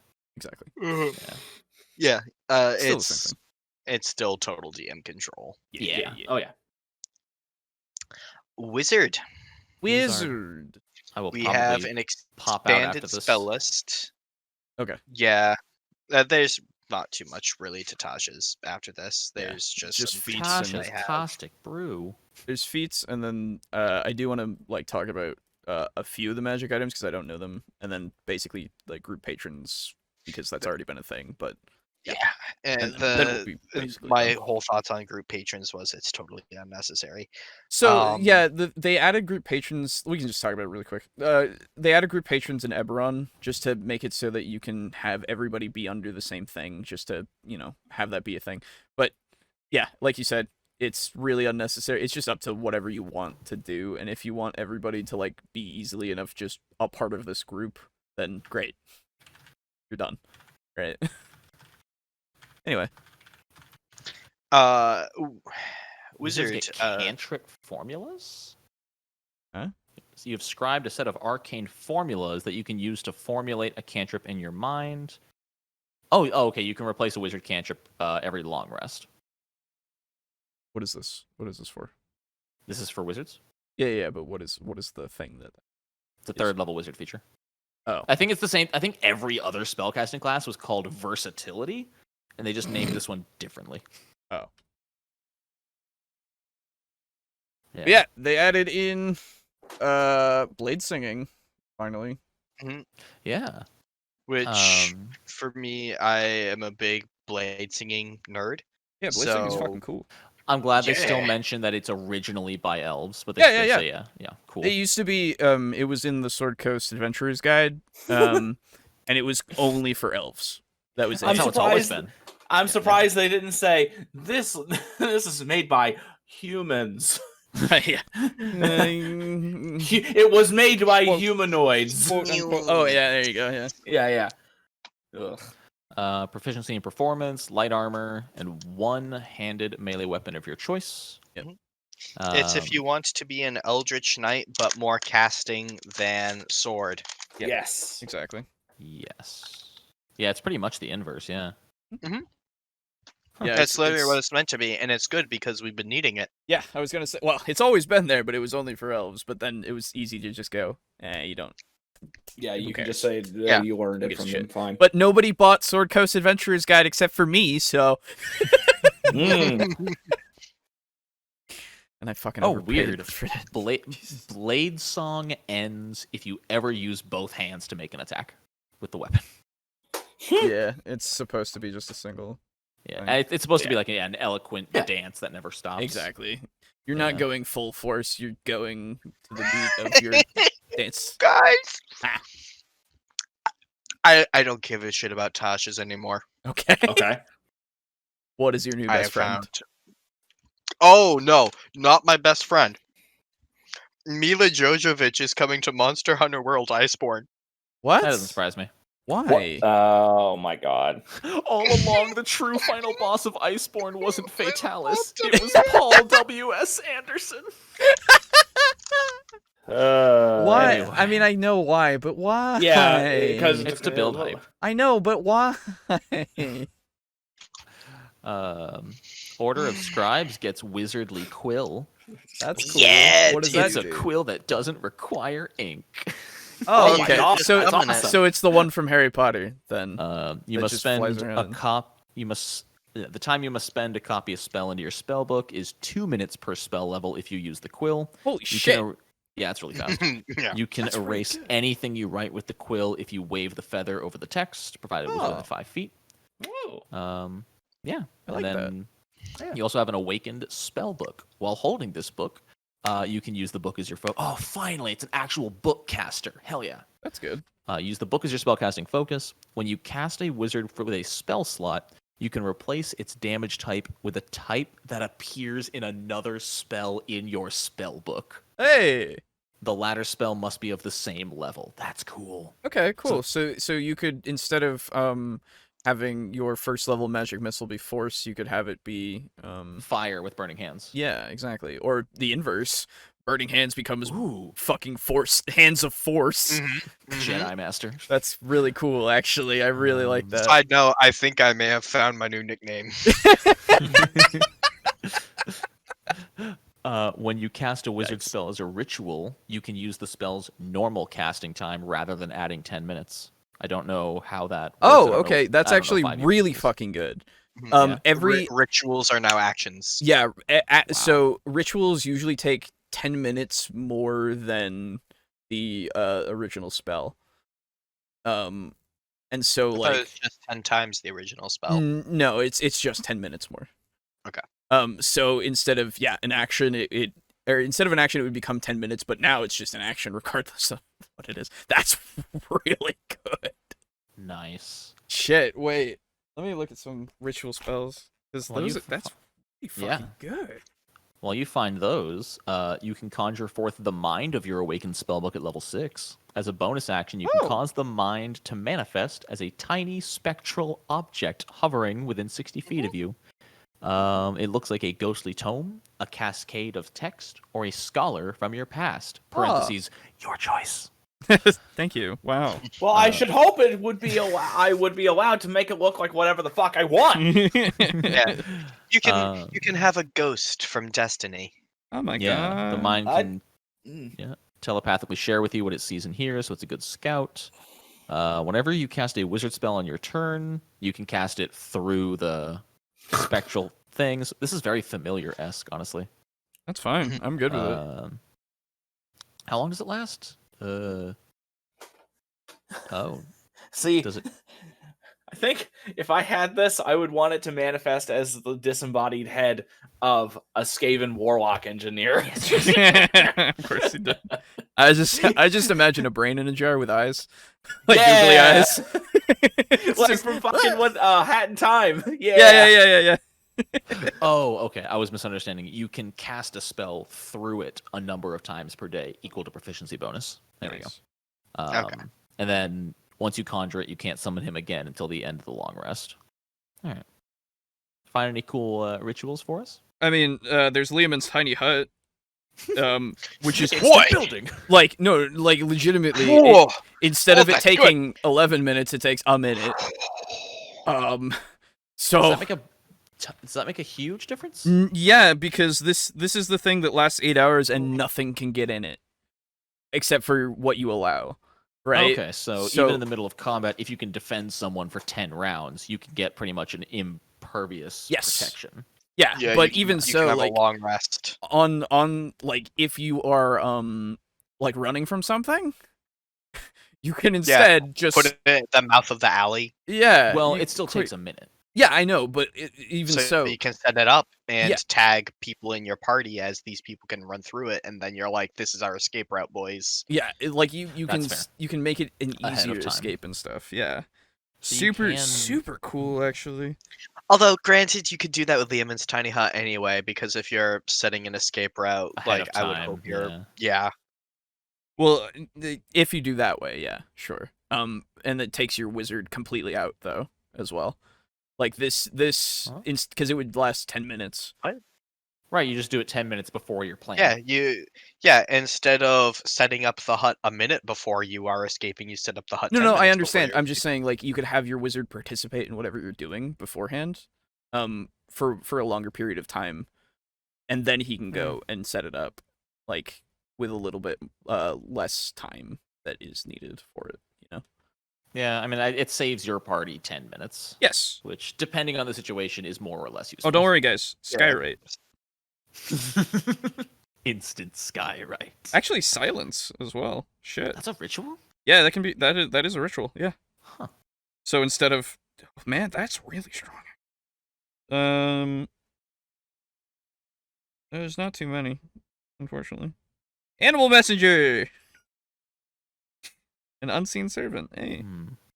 Yeah. 10. Oh, good. Sorry, I was gonna say I think it's neat.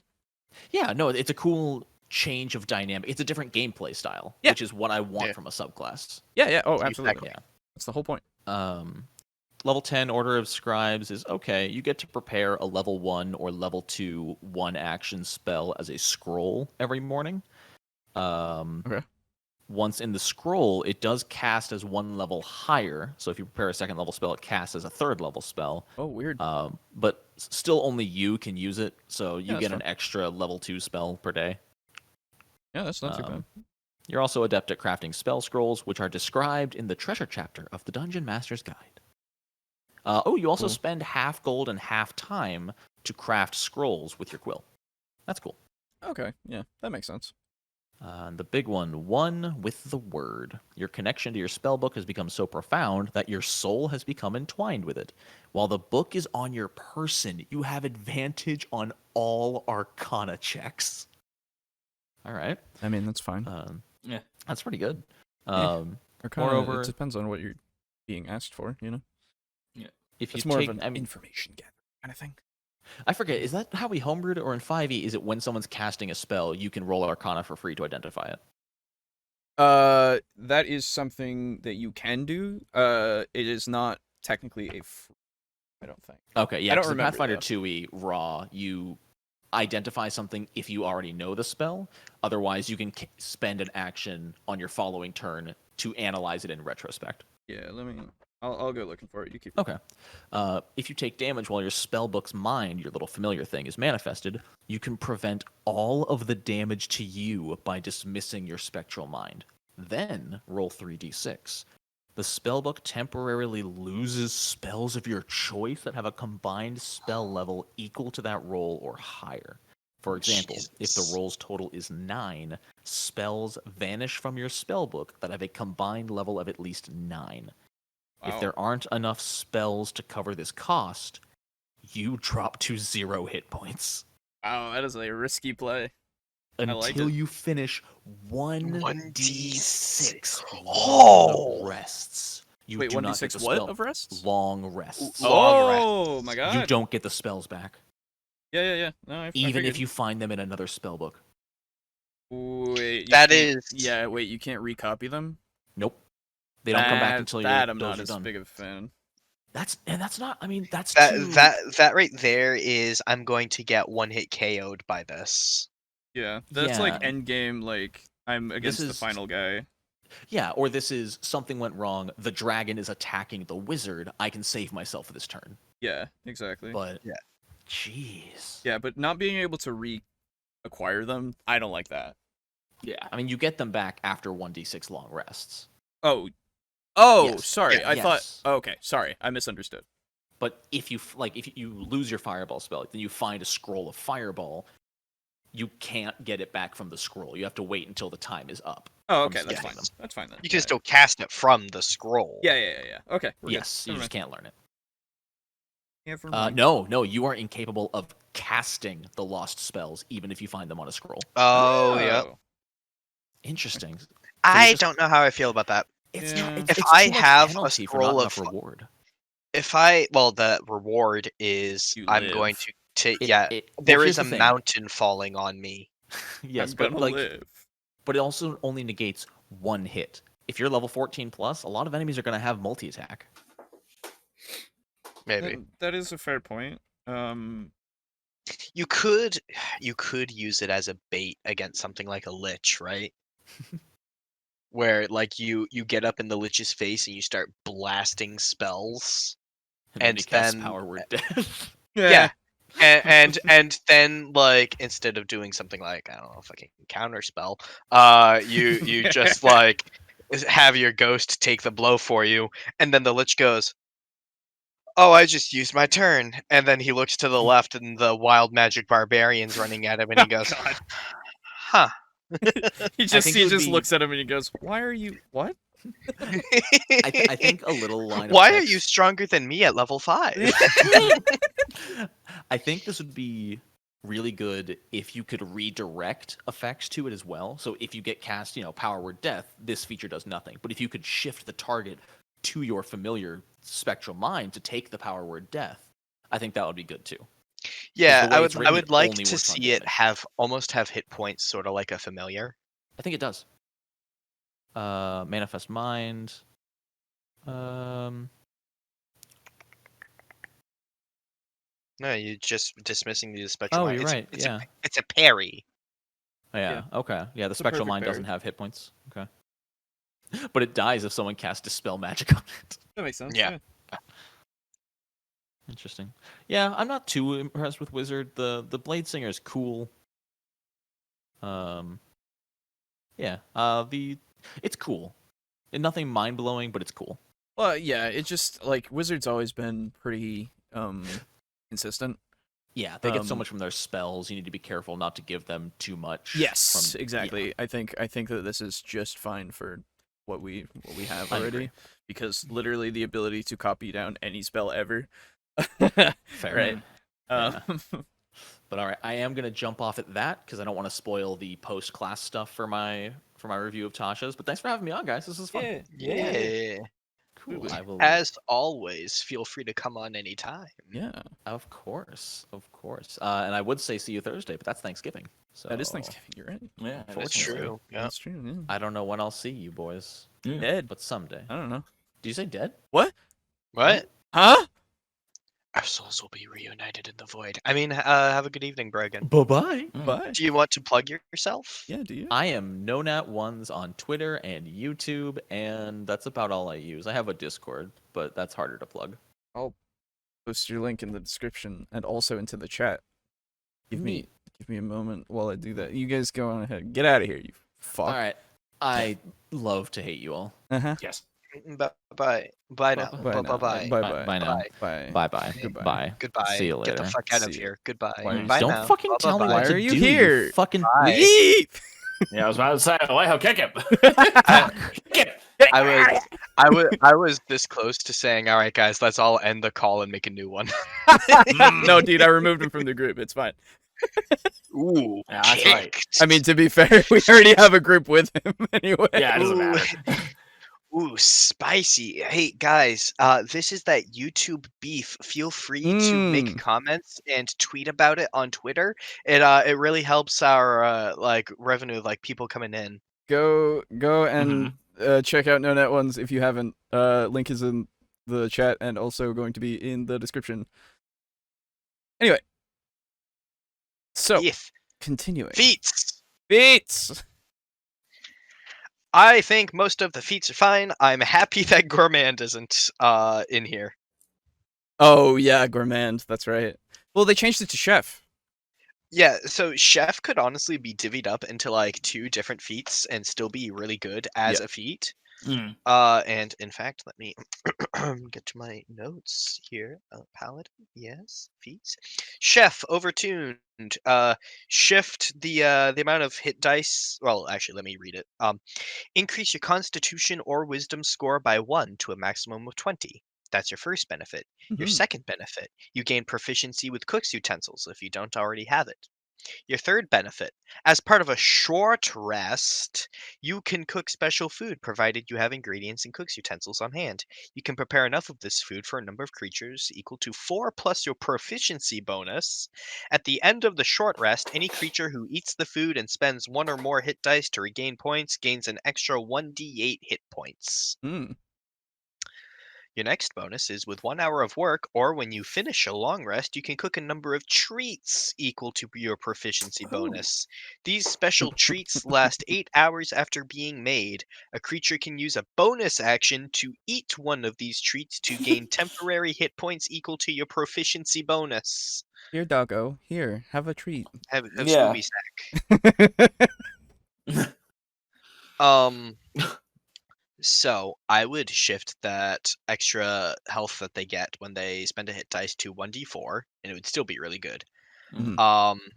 I would have it be a chef and a master chef feat. Okay. One master chef requires chef. Yes, where you gain the first 3 at chef, and the hit die is 1d4. Okay. And at master chef, you gain that final one, and it goes to a 1d8. Okay. Gotcha.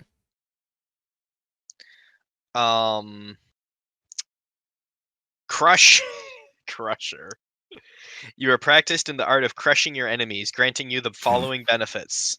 I don't fucking know. Increase your strength or con by 1 to a max of 20. Wow. Once per turn, when you hit a creature with an attack that deals bludgeoning damage, you can move it 5 feet to an unoccupied space, provided the target is no more than 1 size larger than you. When you score a critical hit that deals bludgeoning damage to a creature, attack rolls against that creature are made with advantage until the start of your next turn. Oh. So, if you get a nat 20, they are effectively prone. Right, yeah. Secondly, free CC on large and below enemies is really good. Yeah, I was gonna say, moving them around, like repositioning them so that other people can actually get to them? Shit. Yeah.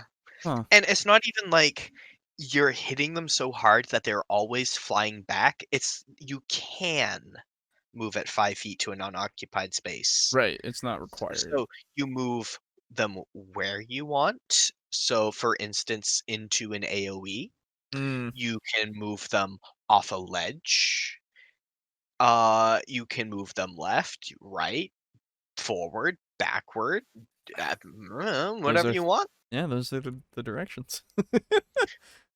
Like, you can just move beside them and then have them occupy the square where you used to be. Yeah, that's true. That's true. Yeah, like making it so that you can make their range of attacks now not like overlap with other things, so that other people can get away from them, or like, oh man, make it a strength saving throw, my dude. Yeah, that's really fucking strong. Jesus. Just make it a strength saving throw versus, like, I don't know, DC of a strength check from you or something. Yeah, making it a opposed strength check. Or 8 plus your strength bonus plus your proficiency modifier for make it like a spell save DC. Sure, yeah. Yeah, no, that's kind of weird. And I'm really artificer initiate. Like, most of these feats I think are fine. I'm only really made notes on ones I found problematic. Sure, yeah, that works for me. I pretty much skimmed everything else and was like, good. Yeah. So is Eldritch Adapt. Studying the occult lore, you have unlocked Eldritch power within yourself. You learn one Eldritch invocation option of your choice from the Warlock class. If the invocation has a prerequisite of any kind, you can choose that invocation only if you're a Warlock who meets that prerequisite. When you gain a level, you can replace the invocation with another one from the Warlock class. Pretty good, but primarily in terms of flavor, I've got no real problem with it. I think it's neat. Wait, so this feat allows you to get any Warlock invocation. So really what you would get is the that ones... you meet the requirements for. Right. Really, the only ones that you would get are the ones that don't have requirements or ones that allow you to use things at will. So like Mask of Many Faces, right? It would also allow you to do things like say I have Pact of the Tome or something, and like I have 2 level 3 options. Yeah. And I pick one, and then at level 4, instead of picking an ASI, I take Eldritch Adept and I get that other one. Yeah. I think it's honestly built more for Warlocks to use than anything else. Is it literally for anyone to get? Prerequisites, spellcasting or pact magic feature. Okay, so any kind of spellcaster. Okay. So you can absolutely play like an elf sorcerer and then get Mask of Many Faces or Double Sight or something. Interesting. Okay. Which can be very good. Yes, absolutely. I see it being very advantageous. It's just it feels more built for Warlocks to take. Yes, it definitely gives them a bit more power, which I think they probably could use. Yes, I agree. Warlocks are not the best. No, I love them, but they're not great. Poisoner. I took notes on this one because I really liked it. I think that we've been needing this for a while because poison sucks in 5e. Yep.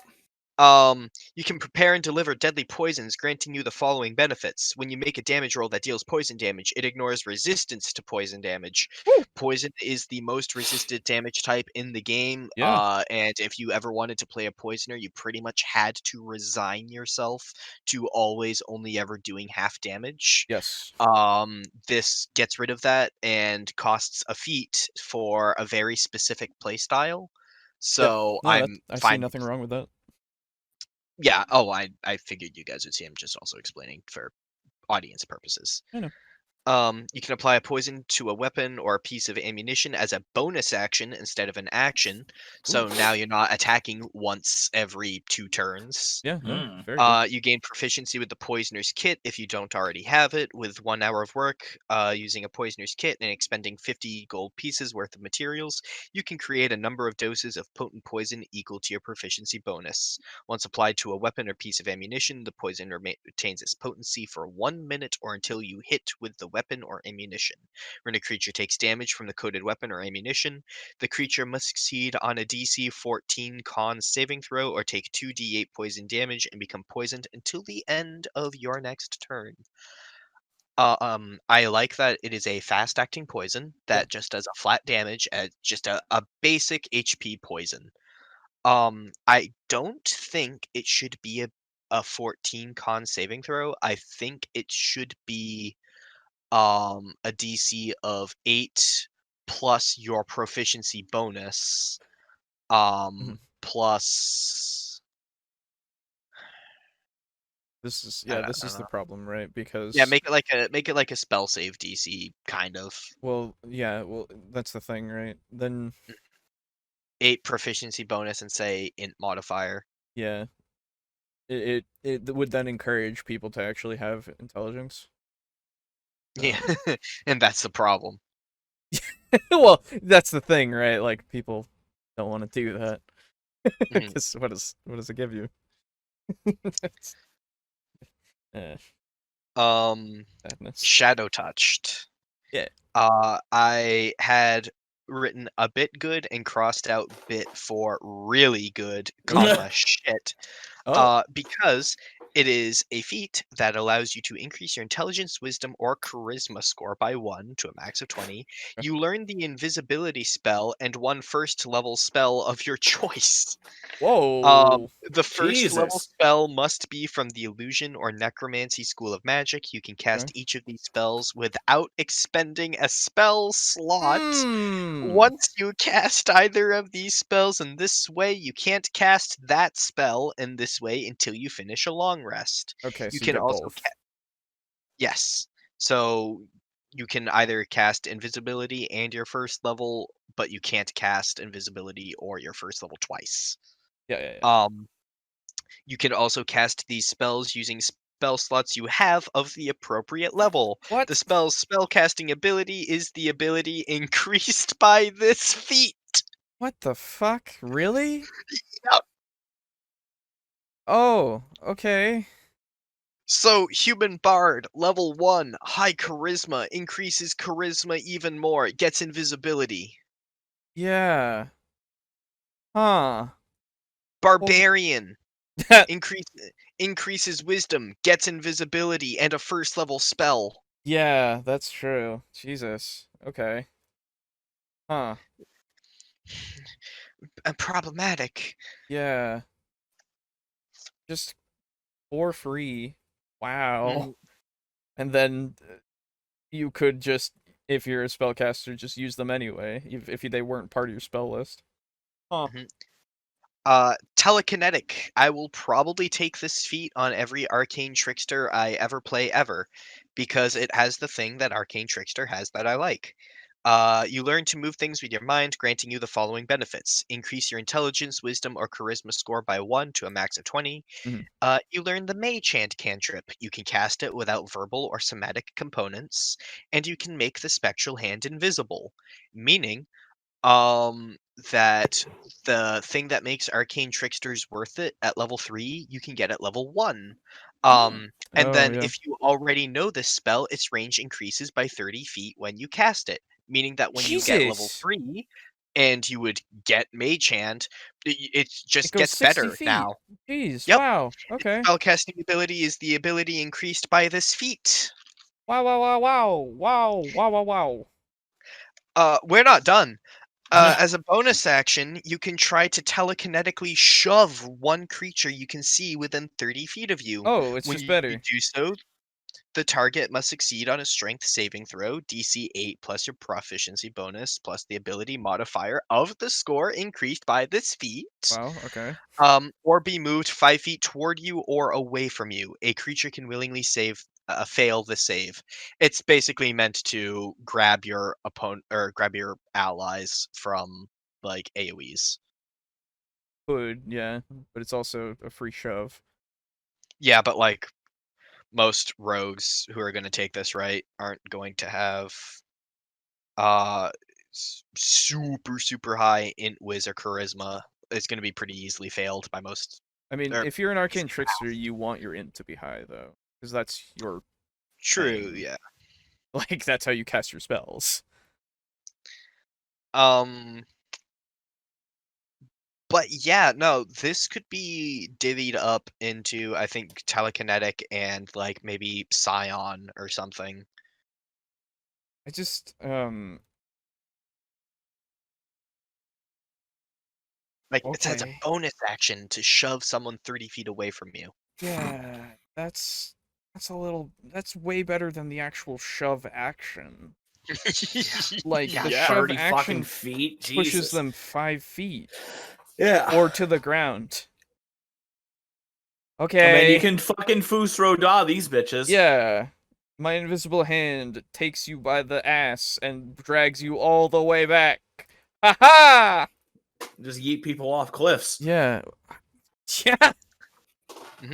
Well, Jesus yeah, Christ. maybe. Well, this is the thing, right? Because it's 60 feet now, so you don't even have to be anywhere fucking near them.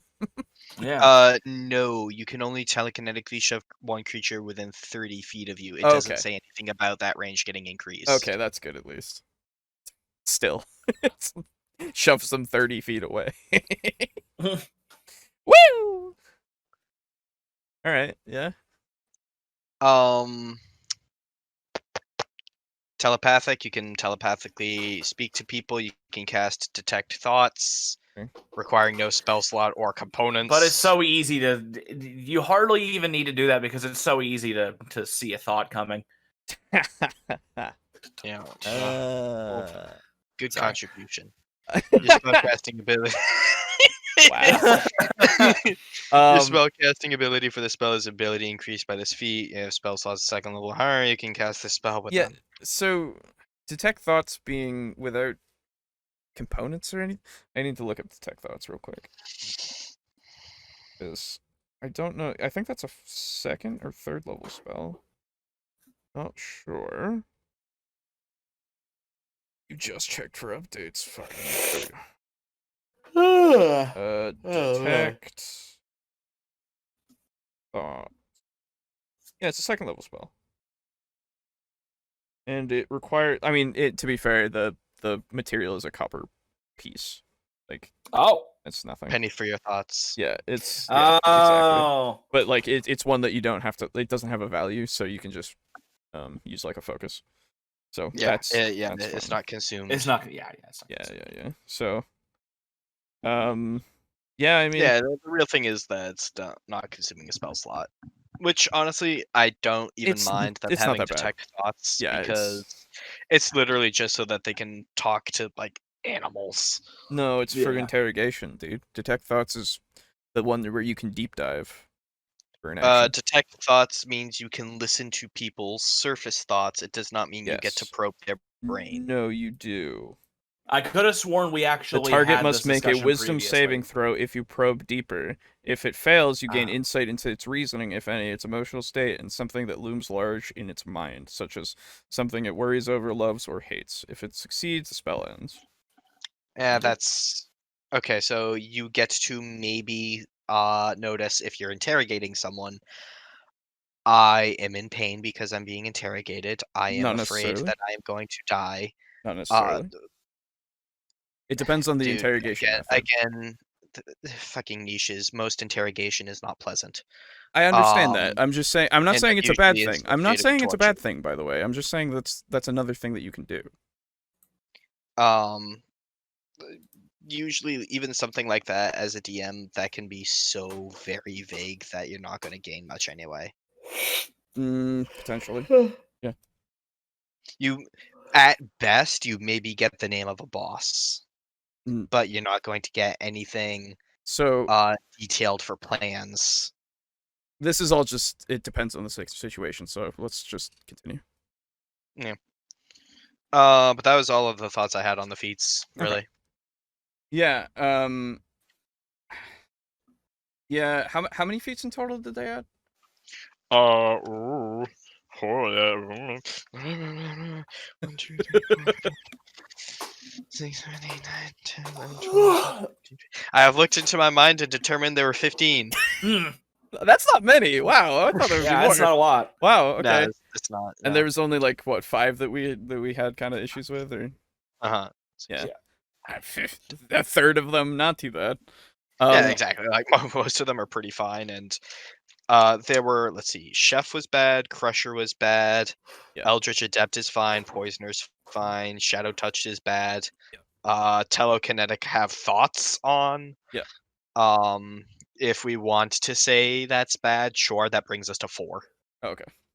It's bad. And without it, we're at 3. Okay, so I don't like the number 3. It's bad. It's a fifth to somewhere, around there. Okay, yeah, I mean that's not too bad, I would say. Yeah, that's fine. The only other things really are spells and magic items, but honestly, magic items, I don't know. Now that I'm thinking about it. Sorry, not related to D&D, but I just checked a chemistry Discord channel I'm in, and my teacher just posted that boys reactive towards water. Jesus.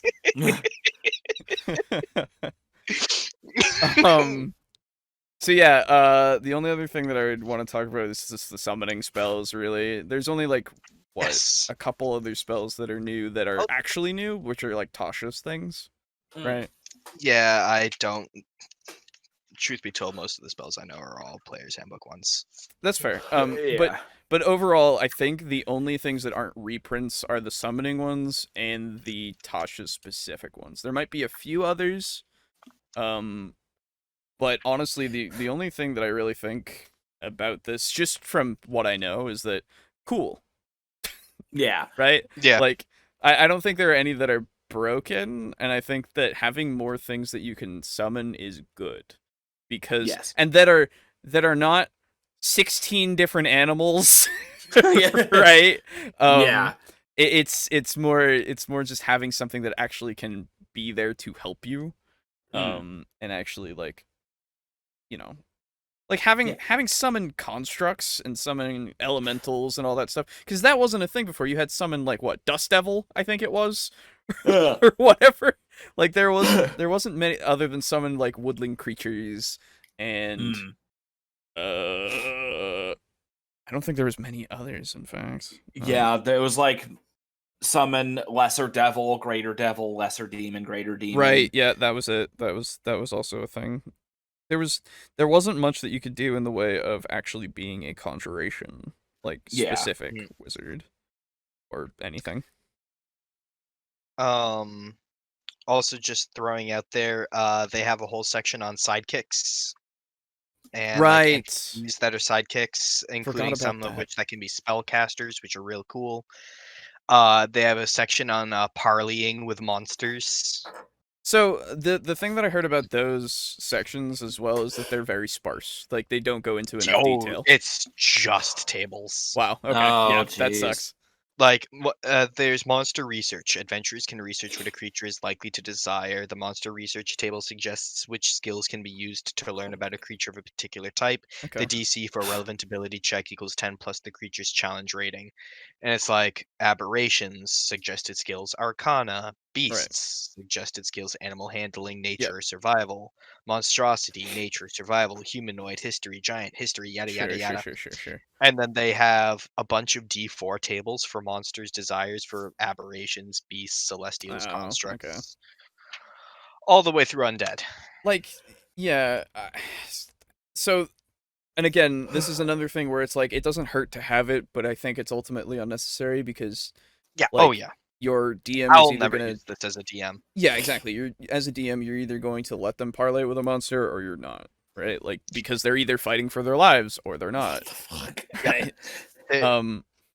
I do like magical tattoos, though from what I hear, those aren't new to Tasha's. They were originally in Eberron had dragon marks. I don't know if they're the same thing.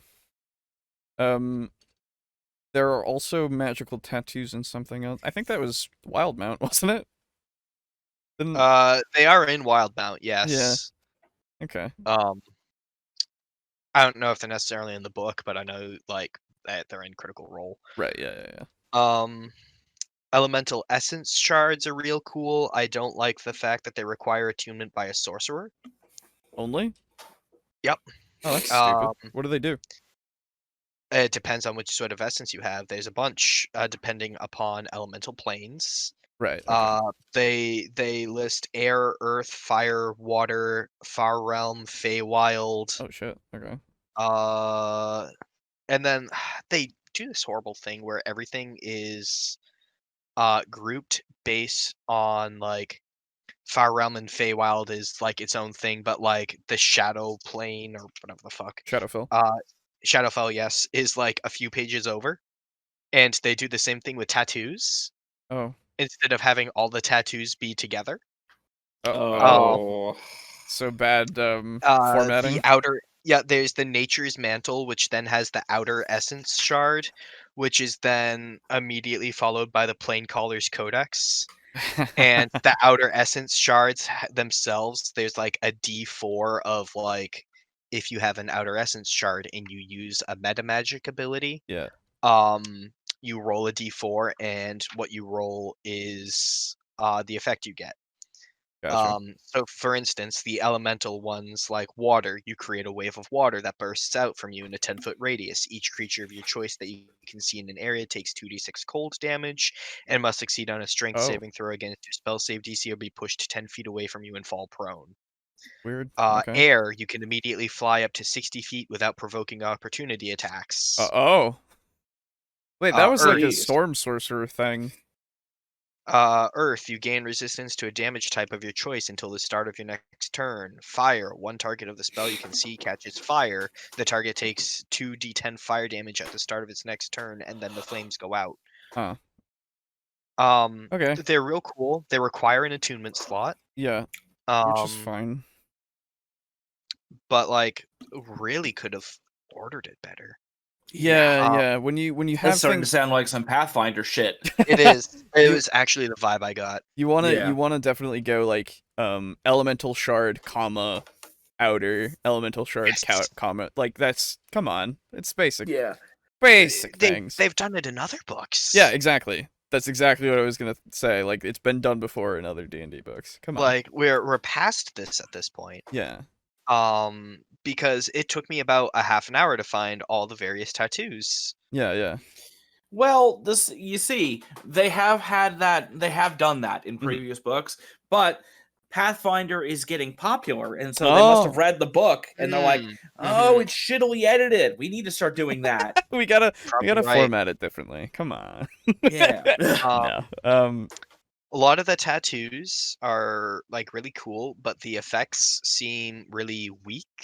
Okay. Especially for how much investment you put into them, because they are expensive and take up a lot of room on your body. Yeah, I would imagine, because they're magical tattoos. You pretty much have to have your whole body tattooed in order to get like a decent effect. Oh, now could you technically use prestidigitation to remove any tattoos that you don't want? No. Okay. Just thought I'd ask. There are, in fact, actually some tattoos that can be, I believe it was consumed. Oh. Weird. So you tattoo the meat and then you eat the meat? Or yeah, that's totally what happens. No, it's like you take damage, right? And it takes that damage for you, and then the tattoo shrinks. I see. Weird. Okay. That sounds almost the I may have fever dreamed that up, but like it's hard to double check myself because you can't find them. Yeah. That sucks. Reminds me of Hercules from fuck, dude. Okay, no, hold on. You want to know something fucking stupid about all the tattoos? I would love to, yes. They have the same exact paragraph for each one. Oh my god. Tattoo attunement. To attune to this item, you hold the needle to your skin where you want the tattoo to appear, pressing the needle there throughout the attunement process. Wow. When the attunement is complete, the needle turns into the ink that becomes the tattoo, which appears on your skin. If your attunement to the tattoo ends, the tattoo vanishes and the needle reappears in your space. They have that description on every single tattoo. Jeez. Great. Why? And it's weird, right? Because there's also a picture on page 118 of an orc artist creates a tattoo on his elf friend, and it has him like taking like an old like Chinese style like tattoo stick and like stabbing it into like his friend's arm and stuff, and his friend is there kind of shirtless, like laying his arm out and like grimacing like he's getting, I don't know, an actual tattoo. Yeah, like and not just tattoo. Like casually pressing a needle there for an hour. Yeah, okay. What the fuck? Weird. You could just tattoos are a lot more vicious. You could just have it it's all. It's just very inconsistent. Yeah. Okay. Quite literally, you just have that. You have tattoos, right? And then you have that paragraph, and then under that you have the specific tattoos, right? And what they all do. That's how you format that, wizards. But Pathfinder 2e is popular. Oh. We have to copy it. Most of the Baba Yaga items I had a real hard time caring about. They feel like they were kind of thrown in only to be like, guys, Tasha is so cool and her mom is Baba Yaga. Hey, you know how Baba Yaga is you know how Baba Yaga is like really popular and like a really big powerful witch? Yeah. Well, she has a bunch of items. And then there is the time Tasha fought a god, and then Tasha cursed the god's the Crook of Rao. Yeah. And now the Crook of Rao has like some bad things that happen when you cast it because Tasha's so cool. Okay. And then there's the Demonomicon of Igwilv, and Igwilv is a name of Tasha. And there's all of these shards that Tasha's found, and then there's the fulminating treaties, which is another spell book Tasha's used. Oh my god! And it's like, dude, I don't care about Tasha. Yeah, like I read about that one story and I was like, cool, Tasha's cool. I'm done. It's like, cool. I know about that one thing. The Masquerade tattoo. This one was my favorite. Tattoo attunement. To attune to this item, you hold the needle. Fluid ink. As a bonus action, you can shape the tattoo into any color or pattern and move it to any area of your skin. Whatever form it takes, it is always obviously a tattoo. It can range in size from no smaller than a copper piece to an intricate work of art that covers all your skin. Disguise Self. As an action, you can use the tattoo to cast the Disguise Self spell. DC 13 to discern the disguise. Once the spell is cast from the tattoo, it can't be cast from the tattoo again until the next dawn. Cool. Yeah. Very good for like when you have like this person has a dragon tattoo they are wanted for this much gold, and you just like switch it to a face tattoo. Yeah, sure.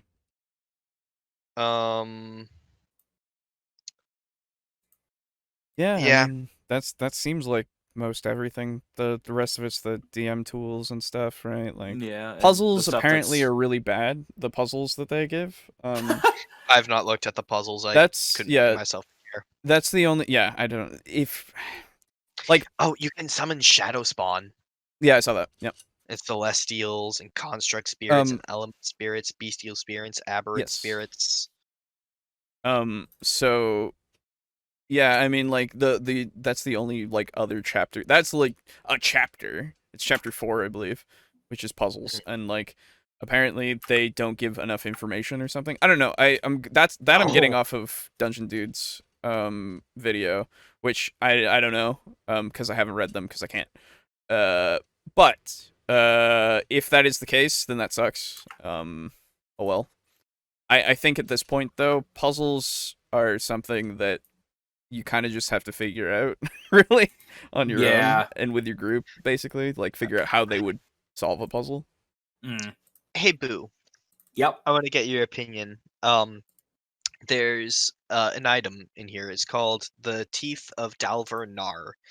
He's a sort of a dragon dude, I think. Okay. I don't know. They're stories given form. They're a collection of teeth, each suggestive of wildly different origins and made from various materials. The collection rests within a leather pouch. Yada yada. Who gives a shit? You can plant them.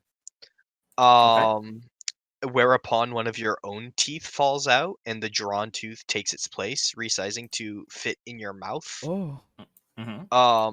Once the tooth is in. Sorry, I just. Once the tooth is implanted, you gain the effect noted in the implanted effect column. Can't voluntarily end your attunement. If removed after your death, the tooth vanishes. Blah blah blah blah. The first tooth, and you roll on a D100 table. Oh, sorry, D20 rather. Oh, okay. I don't know why. I don't know why I saw D100 for a second. I was looking at the number, and I was like, I don't remember there being that. Okay, I'm falling asleep here. Can we get on with this? Like, thank you. The Staring Cats of Olden Dar. Creatures summoned 9 cats. Does that strike you as a bit familiar? Yes. Cats Volthar. Yes. I mean, Ulthar. Oh. Neat. And like most of these are actually pretty stupid, but I just saw this and I was like, huh. Yeah. Okay. I don't care about this item still, but all right. Lovecraft. Right? I like Lovecraft. Yeah, me too. All right. Well, I think that basically covers it. For now, yeah. Yeah, I think so. Guys, did you know that in her lab, Tasha talks with the Demon Lord? I don't care. Okay, guys, Tasha's so cool.